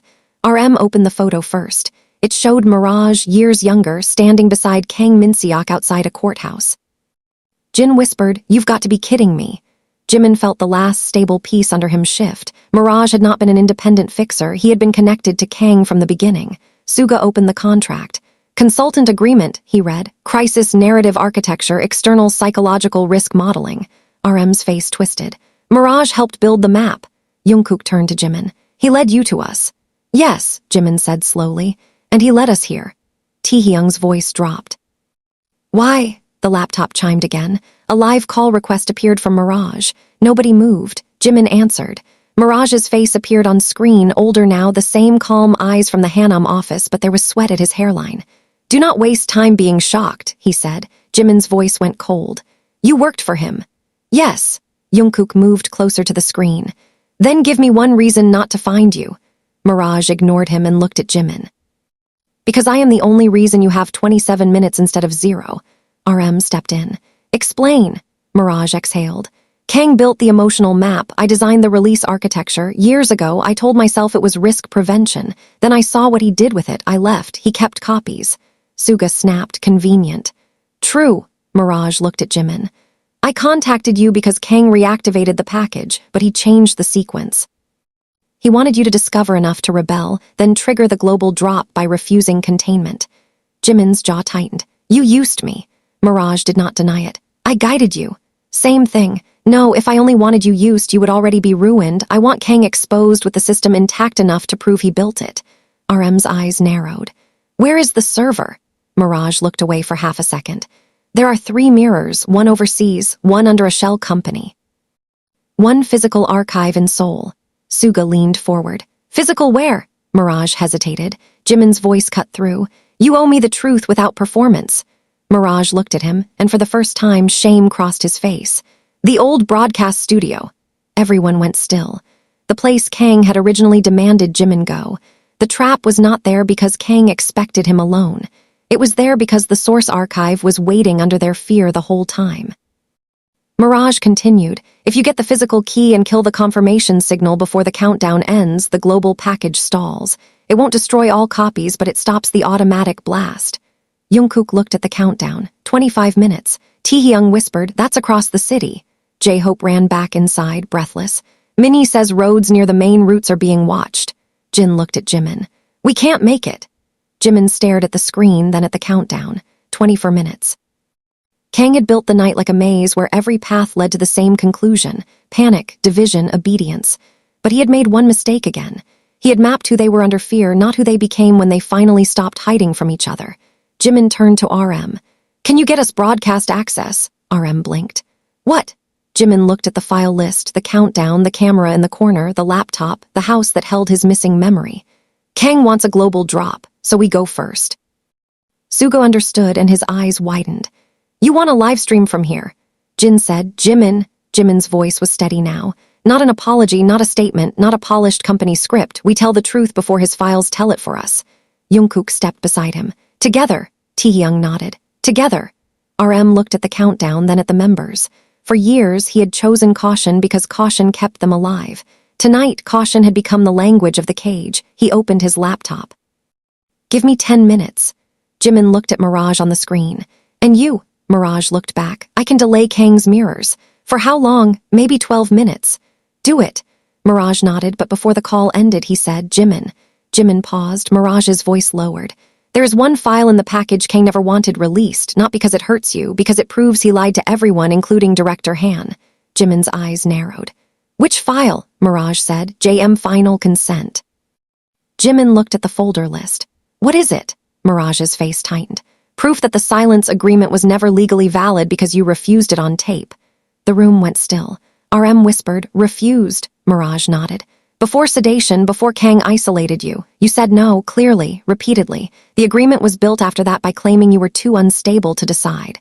Jimin felt the air leave his lungs. Kang had not protected him from a choice. Kang had erased the choice he already made. The countdown hit 22 minutes. Jimin looked at the members and said, Then tonight, we put my no back into the record. The old house became a studio in less than 8 minutes.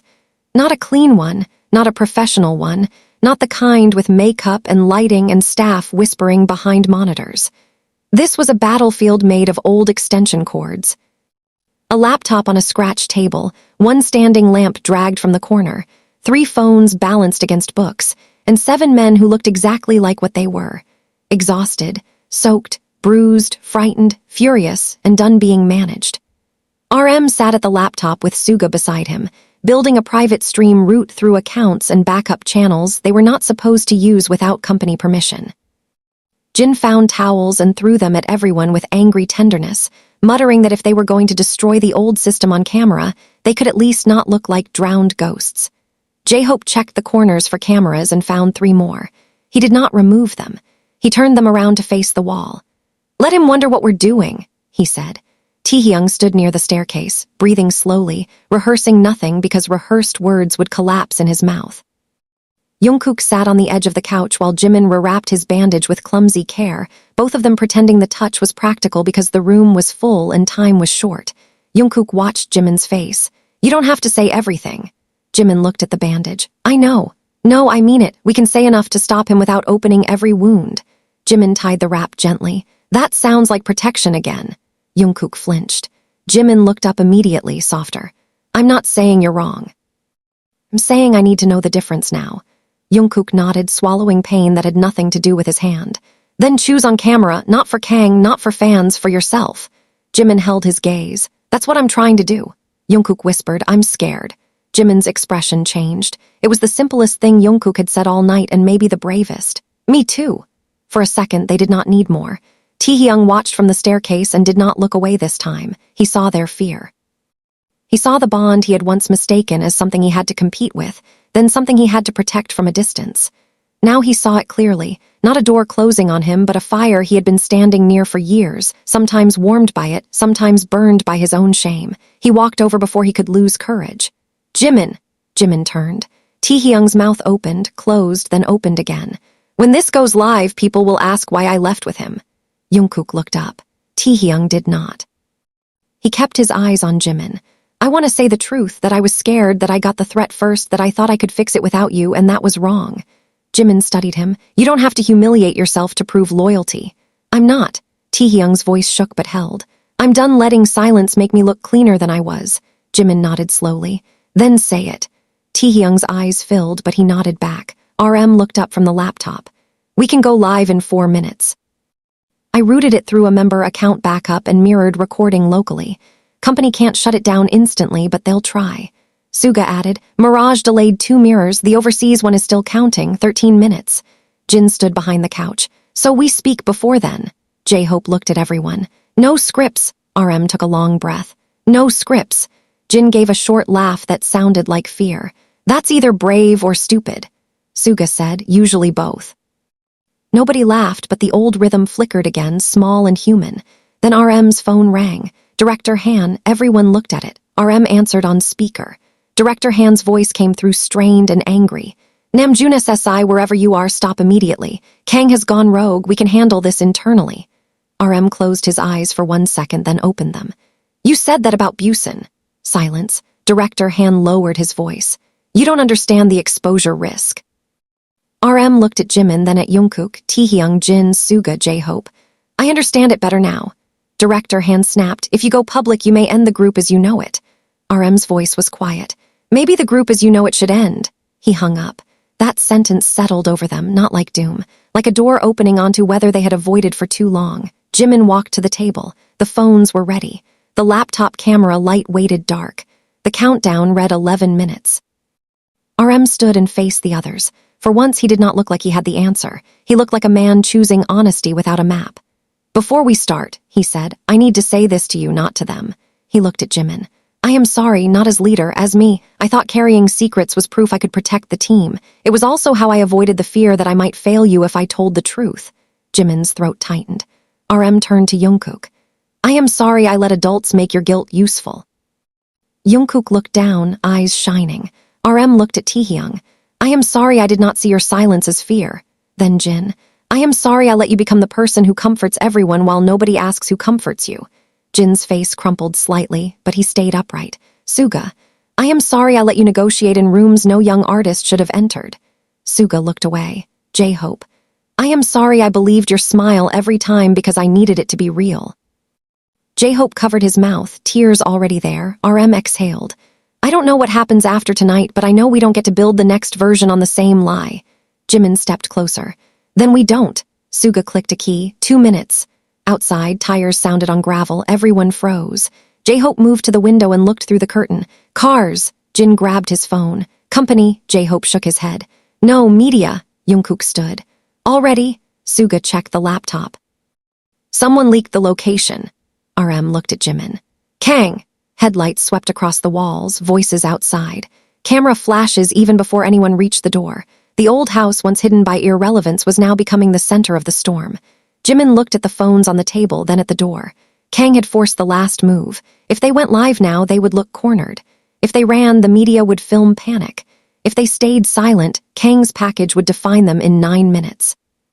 Jimin walked to the front door. JUNGKOOK grabbed his arm. What are you doing? Jimin turned back. Changing the frame. JUNGKOOK's grip tightened. Not alone. Jimin looked at him, then at the others. This time he did not pull away. Then come with me. They moved together toward the door. RM on Jimin's left, JUNGKOOK on his right despite the injury, Taehyung beside JUNGKOOK, Jin and Suga behind them, J-Hope holding the phone that would begin the live stream. The knock started. Loud. Aggressive. A reporter shouted Jimin's name from outside. Another shouted JUNGKOOK. Another asked if BTS had betrayed each other. Jimin closed his eyes for 1 second, hearing Younger himself on the tape, begging them not to send JUNGKOOK away. Then he opened his eyes as the man he was now. He nodded to J-Hope. The live stream began. Millions would join within seconds. Jimin opened the door before the countdown reached 8 minutes. Flashlights exploded. Rain blew in. Reporters shouted over each other, hungry for fracture. Jimin stepped onto the threshold with all 6 members behind him and said clearly, "Before anyone asks who betrayed me, you're going to hear who taught us to call betrayal protection." The shouting died just enough for the sentence to land. Then, from inside the house, the laptop alarm screamed. Suga turned sharply. The countdown had jumped. Not 8 minutes, 30 seconds. Kang had accelerated the drop. Jimin looked at the camera, then at his members, and in that final half-minute before the world received the files, he made the one decision Kang had never modeled because it required something beyond fear. He stopped defending the myth and started telling the truth. For 1 second, the old house, the reporters, the rain, the flashing cameras, the live stream, and the 7 men standing at the threshold all collapsed into one impossible silence. Then the laptop alarm screamed again from inside, sharp and merciless, and Suga shouted, "30 seconds!" Reporters surged forward at the sound, their questions turning louder because fear always smelled like a headline. "Jimin, is it true the members isolated you? JUNGKOOK, why did you leave Korea with TAEHYUNG? RM, did you sign a cover-up? Was there violence? Are BTS breaking apart?" JUNGKOOK stepped half a foot forward before he caught himself, his injured hand clenching at his side, and Jimin felt the movement like a spark near gasoline. This was exactly the image Kang wanted. JUNGKOOK tense, Jimin cornered, TAEHYUNG pale, RM trapped between leader and defendant. Jimin did not let it happen. He raised one hand, palm out, and the gesture was small. But because the live stream was already rolling, and because every reporter wanted his first direct sentence, the shouting cracked just enough for him to speak. "No one here is answering edited questions first," Jimin said, voice steady but rough from everything he had swallowed that day. "You want a betrayal story because it sells faster. Fine. Here is the real betrayal. Years ago, when we were young, someone inside the system took a traumatic incident and turned it into a control file. Tonight, that same system tried to use it to make us choose silence again." The reporters froze, not because they understood yet, but because this was not the panicked denial they had expected. Behind Jimin, RM looked at the live viewer count climbing so fast it became meaningless. Suga ran back toward the laptop. 20 seconds! Jin muttered something under his breath and moved inside after him. J-Hope kept the stream phone raised, his hand shaking but his frame steady. Taehyung stood beside JUNGKOOK, jaw tight, no longer hiding behind him or from him. Jimin turned slightly, just enough to catch JUNGKOOK's eyes. "Go," he said. JUNGKOOK shook his head immediately. "No." Jimin's voice sharpened, not cruel but urgent. "Not away from me, to the laptop." JUNGKOOK understood. His face changed. This was not being sent away. This was being trusted with a piece of the fight. He nodded and ran inside with Taehyung beside him, leaving Jimin at the door with RM and J-Hope still visible to the world. Kang had wanted Jimin alone at 11. Instead, he had forced him to choose positions in front of everyone, and Jimin chose to stop confusing closeness with standing in the same spot. Inside, Suga was already typing like the keys owed him blood. Jin stood over his shoulder, phone pressed to his ear, yelling at someone in a tone so royal and furious that even panic seemed to move aside for him. "No, you listen to me. You do not issue a company statement. You do not say checking facts. You do not say artist privacy. You say nothing until we finish speaking, or I swear you will need a crisis team for your crisis team." JUNGKOOK reached the table as the countdown hit 15. Taehyung grabbed the black drive. Suga snapped, "Don't pull it out." Taehyung froze. "What do I do?" "Hold it steady. If it disconnects, we lose the mirror log." JUNGKOOK leaned over the laptop, eyes scanning the screen. "Can we stop the upload?" Suga's face was grim. "Not from here, but we can poison the package." JUNGKOOK stared at him. "What?" Suga clicked into a command window. "If Kang accelerated it, he's forcing the drop through a dirty mirror. Dirty mirrors can be overwritten if you hit the manifest before release." Jin looked at him. "Say that in human. We attach our full recording and the tape index to the release before it goes out." Taehyung's eyes widened. "So if he drops the files, they drop with context," Suga said. "Maybe not everywhere, maybe not clean, but enough places that his edit won't be the only version." JUNGKOOK looked at the countdown. 10 seconds. "Do it." Suga's fingers flew. "I am doing it." Outside, Jimin kept speaking because silence was the enemy, and because he could feel the world arriving in the palm of J-Hope's phone. "The person behind this wanted us ashamed," Jimin said. He wanted JUNGKOOK afraid of being called violent. He wanted Taehyung afraid of being called disloyal. He wanted RM afraid of being blamed as leader.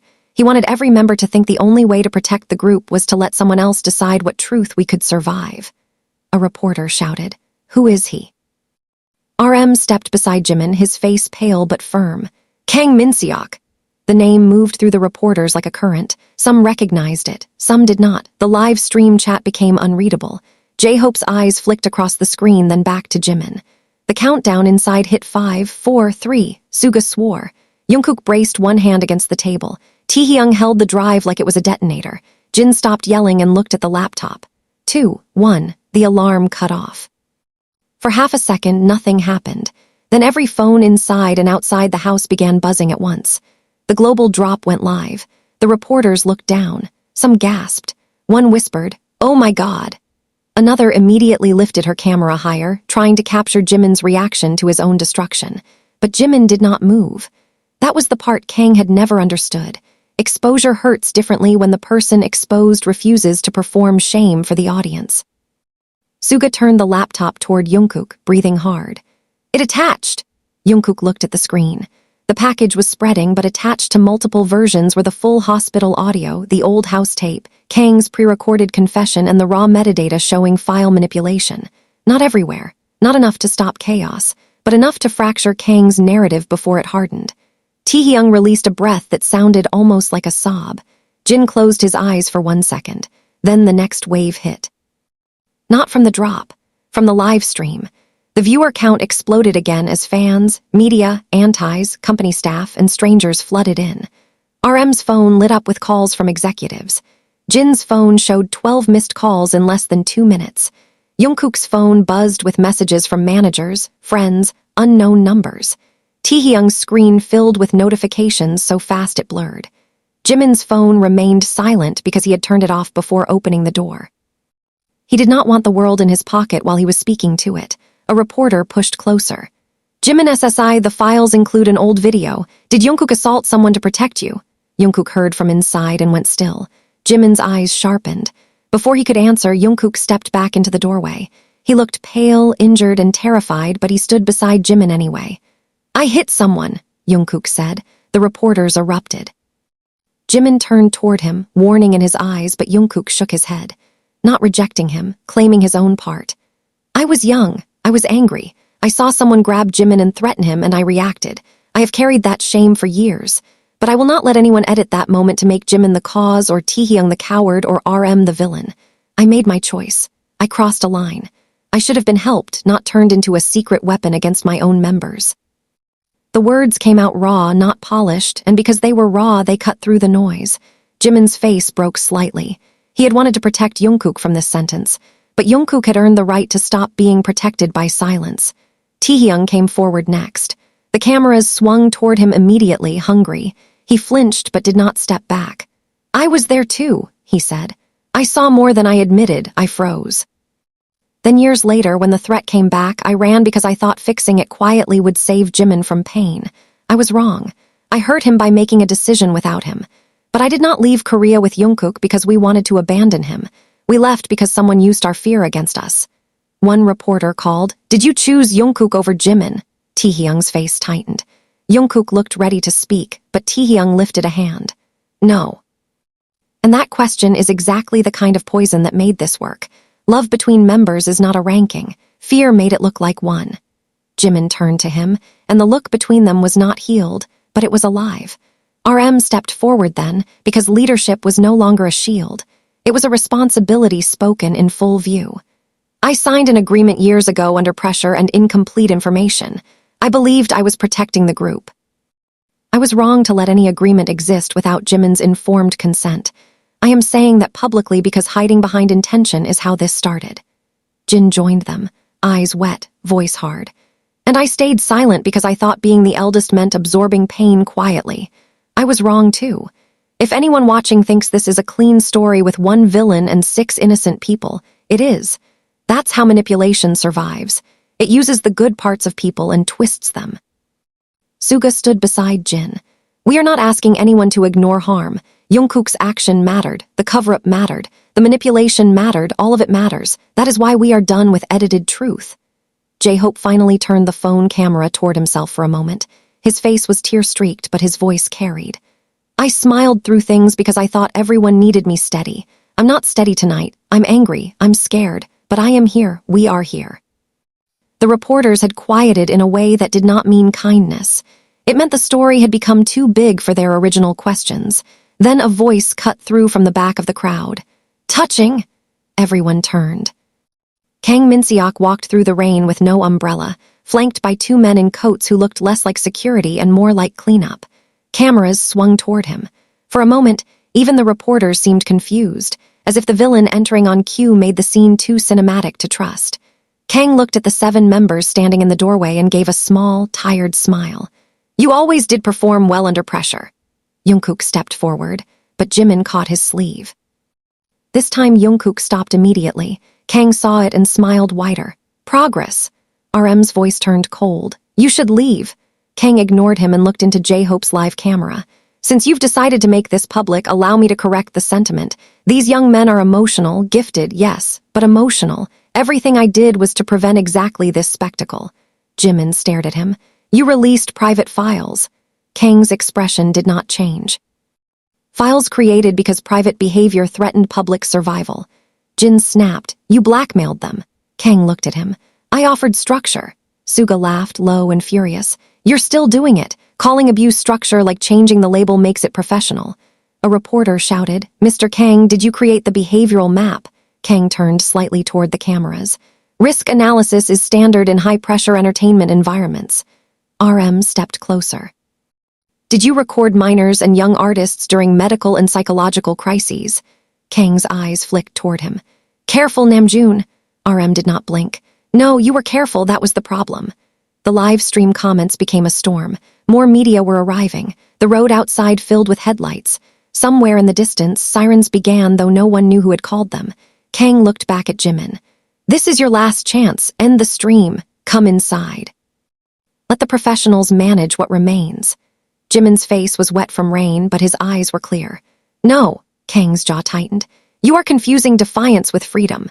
Jimin stepped down from the threshold into the rain. JUNGKOOK moved with him. TAEHYUNG moved too.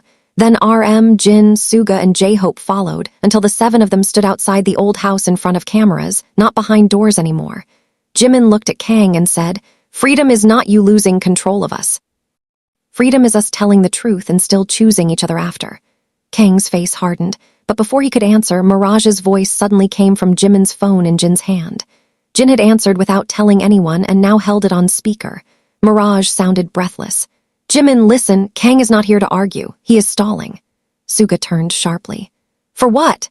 Mirage said. The physical archive is being moved from the old broadcast studio right now. If he leaves with it, he can rebuild everything. Kang's calm expression finally flickered. Jimin saw it, so did RM, so did JUNGKOOK. The claim had been made publicly, but the leash still had a body somewhere else. Jimin looked at his members. We split again. JUNGKOOK said, no, we finished this together. Jimin shook his head. Together doesn't mean same place, not anymore. He turned to RM. Take the stream, keep him here, make him answer. RM nodded. Jimin turned to Suga. Broadcast studio. Suga's eyes sharpened. I'm driving. JUNGKOOK stepped forward. I'm going. TAEHYUNG said immediately. Me too. Jimin looked at them both, then at Kang, who was watching with the first real fear of the night entering his face. Then we take back what he stole before he can hide it again. And as RM stepped into the cameras to hold Kang in place, Jimin, JUNGKOOK, TAEHYUNG, and Suga ran toward the dark van, not away from the truth, but toward the archive that could either free them or bury them forever. Suga drove like a man who had decided traffic laws were suggestions written by people with safer lives. The dark van tore through wet back roads, headlights cutting through rain, tires hissing against the asphalt as Seoul blurred around them. Jimin sat in the front passenger seat with Mirage on speaker, one hand braced against the dashboard, the other gripping the folder so tightly the pages bent. JUNGKOOK and TAEHYUNG sat behind him, both leaning forward, both silent in different ways. JUNGKOOK's silence was controlled pain, his injured hand pressed against his chest, his eyes fixed on Jimin's profile like he was measuring every breath. TAEHYUNG's silence was concentration, phone in hand, tracking messages from J-Hope and Jin as the live stream continued back at the house. The whole world was watching RM hold Kang in the rain, but the real fight had moved into the dark. Talk, Suga said to Mirage. What are we looking for? Mirage's voice crackled through the speaker. Black Pelican case, metal lock, no external label. Inside is the original archive drive and a biometric key. Biometric whose? Jimin asked. Mirage paused just long enough to make Dread enter the van. Kang, Suga's mouth tightened. Of course. JUNGKOOK leaned forward. So even if we get the case, we need him. Not exactly, Mirage said. Kang used biometric access for the main drive, but the fail-safe key was created before the system upgrade. It accepts 2 legacy authorizations. RM's name hung unspoken in the van until Mirage said it. RM's credentials are one, the other is Jimin's. Jimin turned toward the phone. Mine. Yes, Taehyung looked at him, but you never signed. Mirage's voice lowered. That's why. Your refusal tape was logged as final subject response. Kang could not delete it without breaking the archive chain, so he buried it as an authorization ghost. If the system detects your voice, it can unlock the consent file. Jimin felt cold all over. He kept my no as a key because he thought I would never find the door.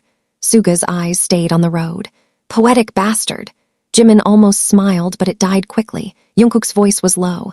What do we do when we get there? Mirage answered. There will be movers or security contractors. Kang won't send company staff now, too visible. They'll be told it's confidential media equipment. Taehyung said, so they may not know what they're carrying. Correct. Then no fighting, Jimin said immediately. JUNGKOOK's jaw tightened, but he nodded before anyone could look at him. No fighting. It mattered that he said it.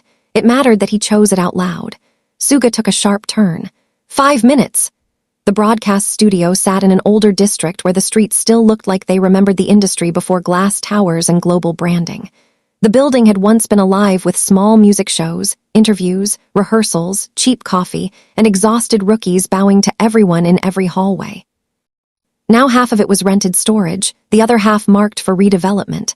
A perfect place to hide a physical archive, too boring to attract attention, too connected to be questioned, too full of old equipment for another case to matter. When the van reached the rear alley, the loading dock door was open. A white truck idled beside it. 2 men were rolling equipment cases toward the back. Jimin saw the Black Pelican case immediately. It sat on a cart near the dock, smaller than expected, ordinary enough to be terrifying. There, he said. Suga killed the headlights but not the engine. Plan. Jimin looked at the workers. We don't attack, we interrupt. JUNGKOOK opened the sliding door. I'll talk to them. Jimin gave him a look. JUNGKOOK breathed once. Talk, only talk. Taehyung stepped out beside him. I'll record. Suga reached under the seat and pulled out a small flashlight and a folded utility knife. Jin would have scolded him for having it. Jimin just stared. Suga shrugged. For tape. It better stay for tape, Jimin said. Yes, Mom, not the time. It helped. It did barely. They moved toward the loading dock.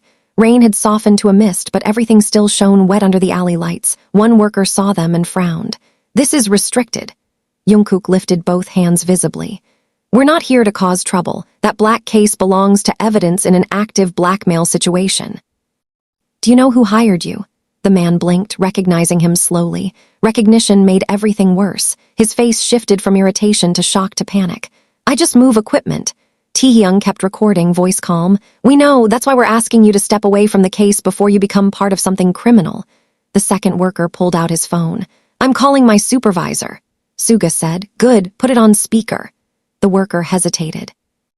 Jimin stepped forward then, mask lowered, face visible. The worker stared. Jimin's voice was quiet but carried. Someone is using old footage of me and my members to blackmail us. That case may contain the originals. You don't have to trust me. But you should ask yourself why you were told to move it tonight, through a rear dock during a live public scandal. The worker looked at the case. Doubt entered his face. That was enough. JUNGKOOK moved closer to the cart, slowly, hands still visible. Just step back.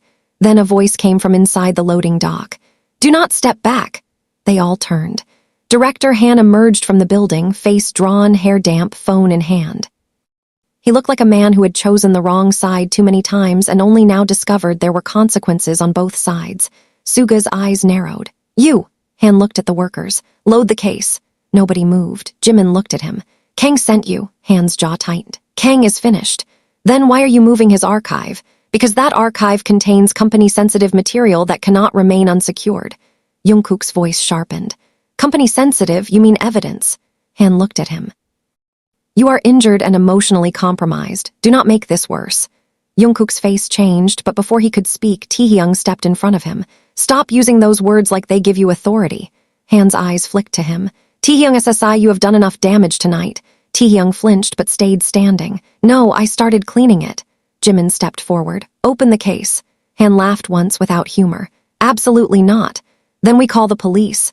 And give them what? A story.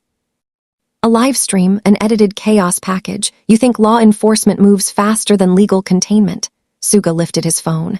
They move faster when the whole internet is watching the loading dock. Han's eyes moved to Taehyung's recording phone. Then he lowered his voice. You don't understand what is in that archive. Jimin stared at him. Then explain. Han looked genuinely afraid now, not of them, not of Kang, but of the case itself. It is not only Kang's material. The alley tightened. Suga stopped moving. Jungkook looked at the case. Taehyung's phone remained steady, but his face went pale.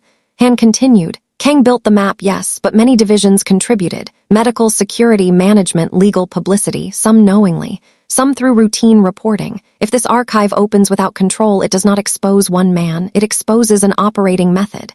Jimin's eyes hardened. Good, Han shook his head. You say that because you are angry. I say it because it should not exist. And what about other artists? Han snapped. That stopped them.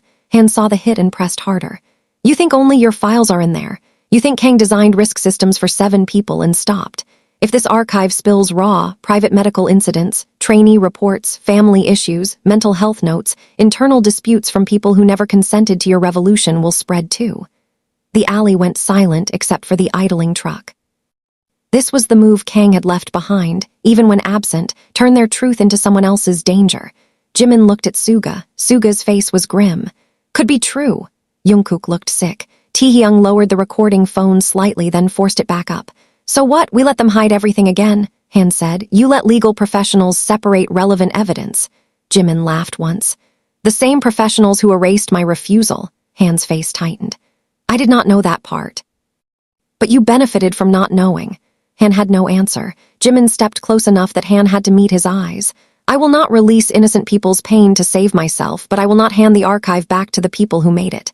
Han whispered, Then what do you propose? Jimin turned to Suga. Can we clone only the index? Suga's eyes sharpened. Maybe if the case opens. Han shook his head immediately. No. Jungkook stepped toward the case. Han's body tensed. Jungkook stopped and lifted both hands again. I said no fighting, I meant it. Then he looked at Jimin. Use your voice. Jimin understood, the legacy authorization, his no as a key. Suga moved to the case, checking the lock. It has a digital panel. Han stepped forward. Don't touch that. Taehyung moved between him and Suga, not aggressively, just firmly. You asked for a proposal, this is it. Suga opened the side panel. A small screen lit up. Voice prompt available. He looked at Jimin. Say what you said then. Jimin's throat closed. The alley seemed to disappear. Suddenly he was not standing by a loading dock. He was upstairs in the old house, younger, terrified, begging them not to send Jungkook away. Kang's voice in his ear telling him love meant forgetting. Jungkook stepped closer but did not touch. You can choose not to. Jimin looked at him. Taehyung's eyes were wet. Suga waited, one hand near the panel. Han looked like he wanted to stop it but did not know whether he still had the right. Jimin leaned toward the case. His voice shook at first, then steadied. No, I do not consent. I want the truth recorded. I want Jungkook present. I want my members told. I said no. The panel beeped once, then again. The lock clicked open. Han closed his eyes. Suga exhaled. Jungkook looked at Jimin like he had just watched him pull a younger version of himself out of a locked room. Taehyung whispered, It opened. Jimin stared at the case. Because I opened it before, they just refused to listen. Suga lifted the lid. Inside were 3 drives, a biometric key module, printed archive manifests, and a sealed envelope with Jimin's name written in Kang's hand. No one touched the envelope at first. It felt too intimate, too staged, too much like a final trap. Then Jimin picked it up. Inside was 1 photograph and 1 note. The photograph showed all 7 of them in the early years, asleep on the floor of the old house, tangled in blankets, exhausted and unguarded. Kang must have taken it. On the back, written years ago, were the words, This is what will destroy them if not controlled. Jimin stared at it, rage rising so clean it almost calmed him. He saw love and called it a threat. Jungkook looked at the photo over his shoulder. His voice was soft. He was right about one thing. Jimin turned. Jungkook's eyes were dark, steady. It is what destroys him. Suga had already connected one drive to an offline tablet. Index only, I can pull file names without opening content. Han's phone started ringing. He looked at it and went pale. Kang, Jimin held out his hand. Answer. Han hesitated. On speaker, Jimin said. Han answered. Kang's voice came through colder than before. Tell me you have the case. Han did not speak. Kang understood. Who is there? Jimin stepped closer to the phone. The people you studied badly. Silence. Then Kang said, Jimin, you should have stayed in the rain. You should have deleted my no. Kang's breathing changed. For the first time, Jimin heard anger without disguise. You think opening a box gives you power. Jimin looked at the photograph, at Jungkook's bandaged hand, at Taehyung standing where fear used to freeze him, at Suga pulling the index, at Han finally sweating under the weight of obedience. No, he said. Choosing what not to do with it does. Kang's voice lowered. You do not have time to be noble. Suga's tablet chimed. He looked at the index and his face changed. Jimin. Jimin turned. Suga swallowed. There's a live transfer log. Someone already copied part of the archive tonight. Where? Jungkook asked. Suga looked up slowly. To the main media pool. Han whispered, no. Taehyung's voice went thin. What does that mean? Suga's face was grim. It means Kang didn't just accelerate the drop. He ceded selected private files to reporters already outside the old house. Jimin's phone buzzed in Jin's hand back on the live stream, and through J-Hope's open call came Jin's voice shouting from the old house. Jimin, they're asking about another file. Something about your medical records. The alley went cold. Kang's voice on Han's phone became almost gentle again. Now choose, Jimin, your dignity or theirs. Jimin did not answer Kang immediately. That was the first act of control. Kang wanted speed, panic, a wounded idol reacting to a new violation with visible fear. Jimin gave him silence instead. He looked at the open case, the drives, the index, the envelope, the photograph of 7 young men asleep before they knew how much their closeness could be priced, and then he looked at Han's phone as if Kang were standing there in flesh. You released medical records, Jimin asked. Kang's voice did not shake. I released proof of instability. Jungkook moved so fast Taehyung caught his arm with both hands. Jungkook stopped, breathing hard, eyes burning. Han looked horrified now in a way that seemed almost human. Kang, that crosses every line. Kang laughed softly. Now you find a line, Han flinched. Suga kept working on the tablet, jaw locked. Pulling index metadata with one hand and texting RM with the other. Taehyung's recording phone shook slightly, but he did not lower it. Jimin turned to him. Still recording? Taehyung nodded. Yes. Good. Jimin stepped closer to Han's phone. You think dignity is something you can take by showing people I needed help? Kang went quiet. Jimin continued, voice low but clear. I was young, I was traumatized, I had panic attacks, I needed medical care, I needed rest. I needed people to tell me the truth. None of that is shameful. His voice almost broke, but he held it. What is shameful is taking someone's most vulnerable moments, locking them in a file and calling it management. Jungkook's face crumpled with something like pride and grief at the same time. Han looked away. Kang said, that sounds brave now. Wait until the public dissects every detail. They will, Jimin said, because you fed it to them. That is on you. And if they turn on the others. They won't learn to protect each other by letting you threaten me. Kang's tone sharpened. You keep pretending this is only about courage. It is about consequence. I know your triggers because you all gave them to me. Jungkook cannot stand seeing you cornered. Taehyung cannot stand being accused of disloyalty. RM cannot stand failing as leader. Jin cannot stand helplessness. Suga cannot stand corrupted truth. J-Hope cannot stand being unable to keep everyone together. You, Jimin, cannot stand being the reason others hurt. Jimin closed his eyes for half a breath. The cruelty was that Kang was not wrong about the triggers. He was wrong about what they meant. He thought a trigger was a leash. He forgot people could learn to name the leash and cut it. Jimin opened his eyes. Suga, send RM the index section proving the medical file transfer. Suga nodded. Already sending. Taehyung, keep the camera on Han and the case. Done. Jungkook. Jungkook looked at him. Jimin's voice softened without losing urgency. Call Jin. Tell him if reporters ask about my medical records, he says one sentence only. Private health information was illegally weaponized, and we will not validate the violation by discussing details. Jungkook nodded, pulling out his phone with his good hand. He wanted to say more, but he obeyed the task because this was how Jimin had asked him to stand close now, not in front of him, beside the plan. Han stared at Jimin. You understand what you're doing? Jimin looked at him. Do you? Han had no answer. Kang's voice came through the speaker again. You are making enemies above my level. Jimin almost smiled. You keep trying to scare me with bigger rooms, I grew up in them. Suga's tablet chimed again. Index pull complete. He disconnected the drive and closed the case halfway without locking it. We have file names, timestamps, transfer logs, and enough chain of custody metadata to prove systemic collection. No raw third-party files opened. Jimin looked at Han. You are going to sign a statement right now that this case was removed under your direction from the broadcast studio and intercepted before transfer. Han recoiled. Absolutely not. Suga stepped closer, holding up the tablet. Then your name sits alone in the current movement log. Han's face tightened. I was ordered. By Kang? Jimin asked. Han hesitated, that hesitation again, the sound of men choosing which truth costs less. Jimin stepped closer. Director Han, listen carefully. I do not like you, I do not trust you, I do not forgive you, but I know what it looks like when someone older builds a room where silence feels like survival. You are in that room right now. Choose which side of the door you want to stand on when it opens. Han stared at him. For a long moment the alley held. Then Han looked at the phone in his hand. Kang said, do not be foolish. Han's face hardened, but not toward Jimin this time. I spent years cleaning up your methods. Kang's voice dropped. You built your career on them. Han swallowed. Yes. That single word sounded like a confession and a collapse. He looked at Jimin. I'll sign facts, not opinions. Suga said, facts are enough. Kang's voice turned icy. Han hung up. The sudden silence felt violent. Taehyung exhaled. JUNGKOOK finished calling Jin and looked up. Jin knows. Jimin nodded. Good. But the relief lasted only seconds. A message came from RM through Suga's phone. Suga read it aloud. Media at house received selective packet. One outlet has Jimin medical file summary. Another has JUNGKOOK incident stills. RM is stalling on stream. Kang vanished from the house. Jimin looked toward the mouth of the alley. He left, Suga nodded.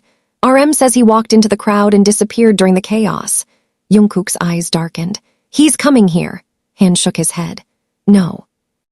If he lost the case, he'll go to the broadcast uplink point. Where? Jimin asked. Han hesitated, then said, basement level, Studio C control room, old satellite relay, it should be dead, but if he restored it, Suga swore. He can push a raw dump outside normal networks. Taehyung looked at the building. Then the case isn't the only source. No, Han said. The case is the archive key, the uplink is the weapon. Jimin looked at JUNGKOOK and Taehyung. Both were tired, both were scared. Neither stepped back. Suga grabbed the case and handed it to Han. Han looked shocked. Suga said, you carry it, you wanted custody, now earn it in front of the camera. Han took it with stiff hands. Jimin turned to the two workers. Leave now and send your supervisor every recording you have of tonight. They did not need telling twice. They ran to the truck and pulled away. The loading dock stood open behind them, dark and waiting. Jimin stepped toward it. JUNGKOOK caught his sleeve, gentle but firm. Before we go in, say it. Jimin looked at him. Say what? JUNGKOOK's eyes were fierce, pleading. Say you're not doing this because your records leaked. Say you're not trying to prove you're okay by throwing yourself at him. Jimin's first instinct was anger. It rose fast, hot, familiar. But JUNGKOOK did not flinch from it, and that made Jimin pause. The old pattern would have turned this into a fight. Protection against autonomy. Fear against pride. Tonight, they had to learn a new language in real time. Jimin breathed in slowly. I'm not okay.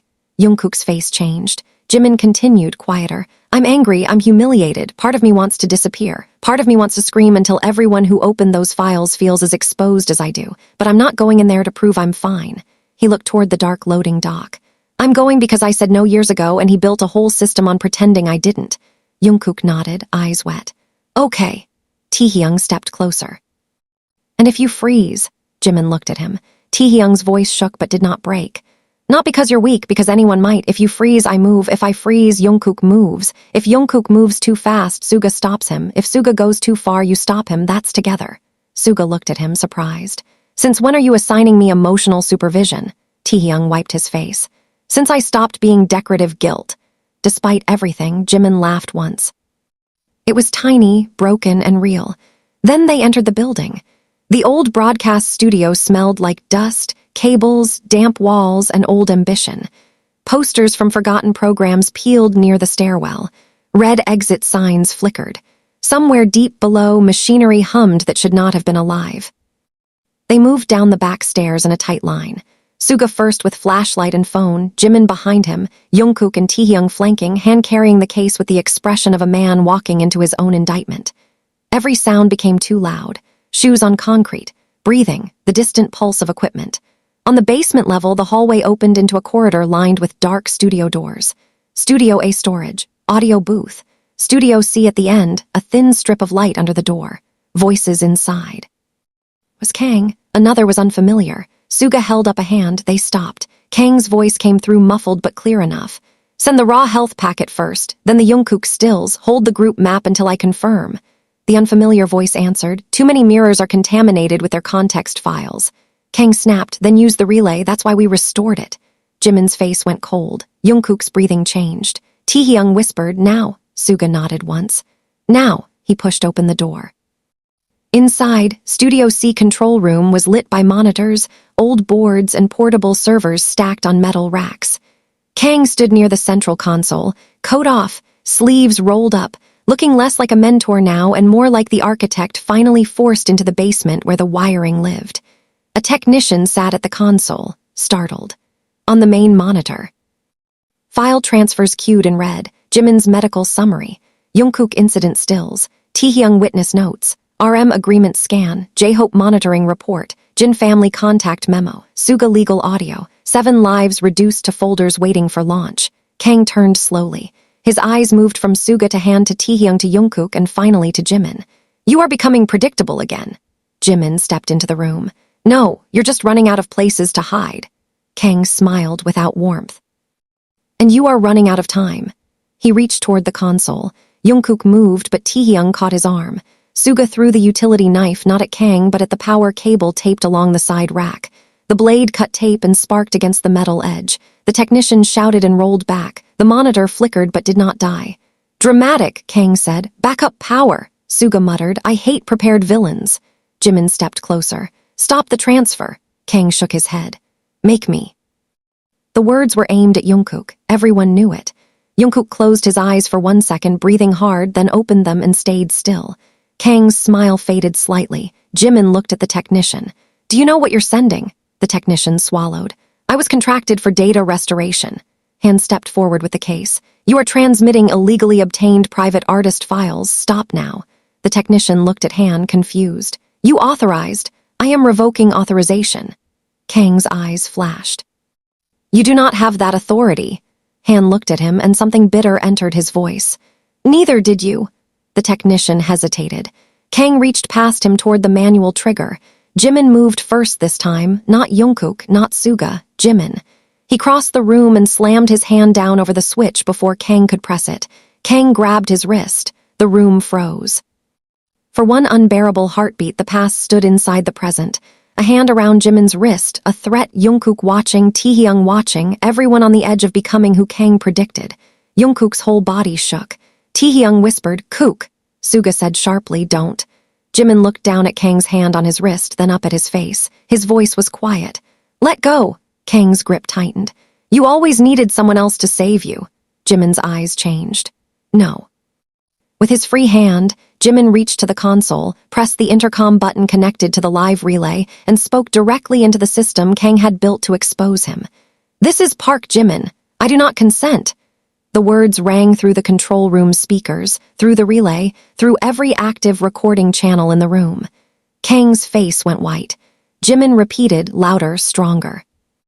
I do not consent to the release of private medical records, manipulated footage, member surveillance, or any file collected through coercion. I did not consent years ago. I do not consent now. The console beeped. A legacy authorization warning flashed across the screen. Suga looked up, stunned. It recognized the voice. The queued transfers locked. Kang released Jimin's wrist like he had been burned. JUNGKOOK almost collapsed with relief, but TAEHYUNG held him upright. The technician stared at the screen. The system is asking for second authorization to quarantine. Suga pushed Han aside and looked. Legacy 1 is Jimin, need RM. Jimin grabbed his phone, no signal, basement. Call him through the live stream, TAEHYUNG said. Suga connected his phone to the building's old network, cursing under his breath. Kang backed toward the side door. JUNGKOOK saw it. This time he did not lunge. He stepped into Kang's path and stood there, hands visible, voice low. No. Kang looked at him with contempt. You think restraint makes you clean. Jungkook's face was pale but steady. No, it makes me mine. Kang's expression twisted. Then RM's voice burst through Suga's phone, breathless from the old house stream. I'm here. Suga shouted, say your authorization phrase now. RM did not ask why. His voice came through the speaker, clear and shaking with years of regret. I revoke the original silence agreement. I confirm Park Jimin refused consent. I authorize quarantine. The system beeped once, twice. The red transfer queue turned gray, then black. The relay died. For a moment, nobody moved. The weapon had stopped. Not destroyed, not solved. But stopped by the two voices Kang had used most, the leader he manipulated into signing and the member he erased after refusing. Jimin stared at the dead screen, breathing hard. Jungkook still blocked Kang's path. Taehyung still held him steady. Suga stood at the console like he might cry from sheer exhaustion and would rather eat glass. Han lowered the case to the floor slowly. Then the basement door opened behind them. Jin and J-Hope entered with RM, followed by Minnie and two uniformed officers.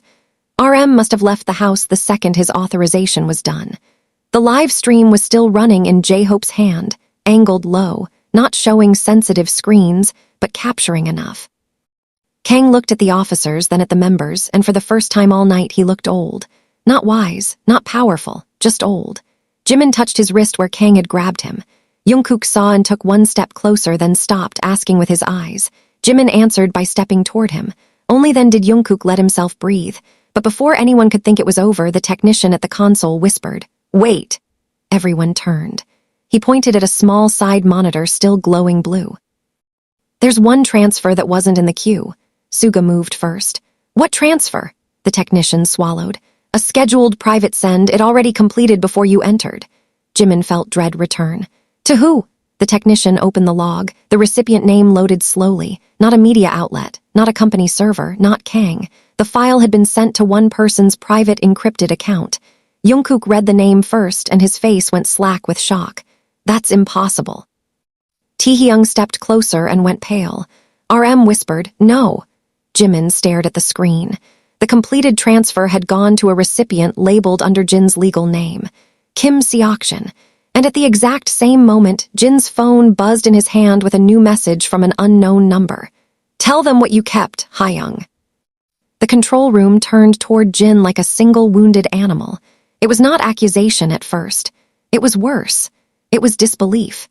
Jin stood near the doorway with J-Hope on one side and RM on the other, Rain still clinging to his coat, phone glowing in his hand, face frozen around the message he had just received.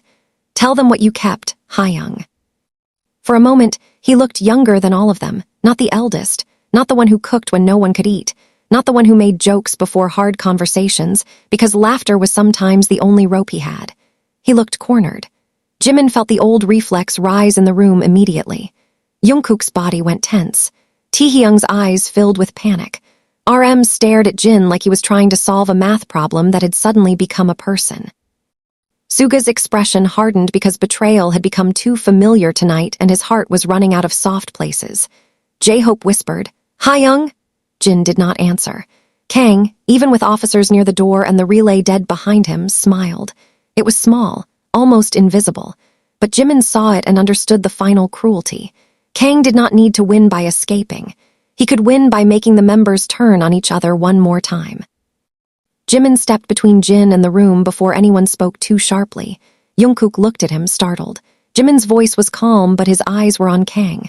No, we are not doing this his way. Kang tilted his head. Interesting, even now protecting him before knowing the facts. Jimin looked back at Jin. Then facts, not fear. Jin swallowed. His grip tightened around the phone. It's not what it looks like. Suga let out a bitter breath. That sentence has had a terrible success rate tonight. Jin flinched and Suga immediately looked like he hated himself, but the words were already out. J-Hope touched Jin's arm. Taehyung, talk to us. RM stepped closer, voice low. Seokjin, what did you keep? Jin closed his eyes. When he opened them, the eldest mask was gone, no performance, no joke, no controlled smile.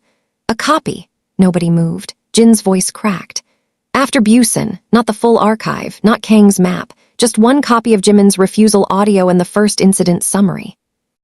Jimin stared at him. Jungkook's voice was barely audible. Why? Jin looked at Jimin, and his eyes were full of a guilt so old it had become part of his face. Because I didn't trust them. Kang's smile faded. Jin continued, words coming faster now before fear could stop them. Everyone else was signing, negotiating, being told what was necessary. I was late to the legal room because they kept me with you at the house. When I finally saw the documents, something felt wrong. They kept saying you were too unstable to consent, but I had heard you upstairs. You weren't calm. You were terrified, but you were clear about one thing. You kept saying no. You kept saying JUNGKOOK should be present. You kept asking for us, so I copied what I could from a legal assistant's tablet. RM stared at him. You had proof. Jin nodded, tears slipping now. Yes. The word landed heavily, but Jin lifted a shaking hand before anyone could speak. And then Kang found out. Jimin's stomach tightened. Kang looked away, just slightly. Jin saw it and laughed once, broken. See, he remembers. He turned back to the members. Kang came to me alone. He said if I released it, JUNGKOOK would be suspended immediately, Jimin would be declared mentally unfit for activities, and the whole team would be investigated before debut-era contracts could protect us. He said I could be the noble TAEHYUNG who destroyed everyone by trying to be right. His voice broke. I was scared, I was so scared, so I hid the copy. Suga's jaw worked. Where? Jin looked at his phone. In a private archive under my legal name, offline for years, I never sent it anywhere, I never used it. Taehyung whispered. Then how did Kang transfer to you? Han, pale and shaken, answered before Jin could. Dead man's switch. Everyone looked at him. Han's voice was hollow. Kang must have known Jin held a copy. If the main archive quarantine triggered, the system sent a selected file to the person most likely to be blamed for possessing it. Suga's eyes narrowed. So he framed Jin with his own insurance. Kang said nothing. Jin's face twisted. He always said keeping secrets makes you part of them. Jimin stepped closer to Jin. Why didn't you tell me later? Jin covered his mouth for a second, trying not to fall apart. Because later you were smiling again. Because JUNGKOOK was still there. Because RM looked like he might collapse if one more thing went wrong. Because T couldn't meet anyone's eyes for weeks. Because Hobai slept outside your door pretending it was comfortable. Because Yoongi stopped coming home before sunrise. Because every day I told myself tomorrow I would say it, and every tomorrow made the lie older and harder. He looked directly at Jimin. Because I was a coward who hid behind being needed. Jimin's eyes burned. JUNGKOOK looked devastated, not angry, because he understood too well what it meant to punish yourself by staying useful. RM's face had gone wet and still. J-Hope was crying openly now. Taehyung looked at Jin like he had finally found another person trapped in the same old hallway. Suga wiped his mouth with one hand, eyes shining, anger redirected from Jin to the system that had made every good instinct rot into secrecy. Kang's voice cut through, cold and satisfied. And there it is. The eldest kept evidence and said nothing. The leader signed, the protector hit, the witness froze, the sunshine watched, the genius negotiated, the victim forgot. Tell me again, Jimin, how love destroys me. Jimin turned toward him slowly. Kang had miscalculated. He thought confession would scatter them. He did not understand that confession with context was not the same as exposure with shame.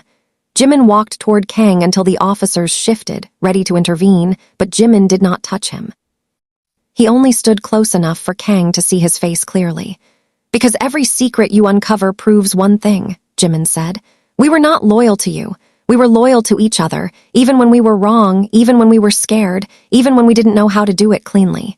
You took that loyalty and poisoned it, but you didn't create it. Kang's expression hardened.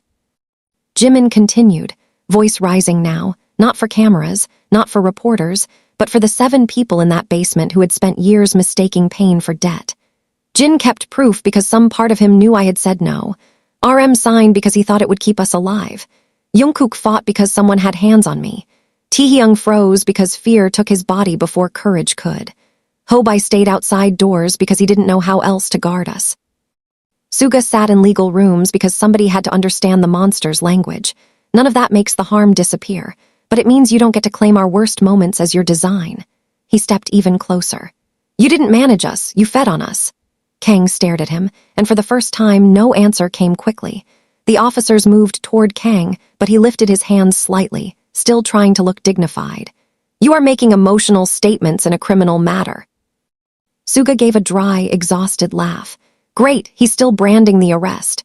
Han looked at the officers and said, voice shaking but clear, I will provide a statement, the archive exists. Kang directed unauthorized retention and release of private artist materials. I participated in movement of the archive tonight under his instruction.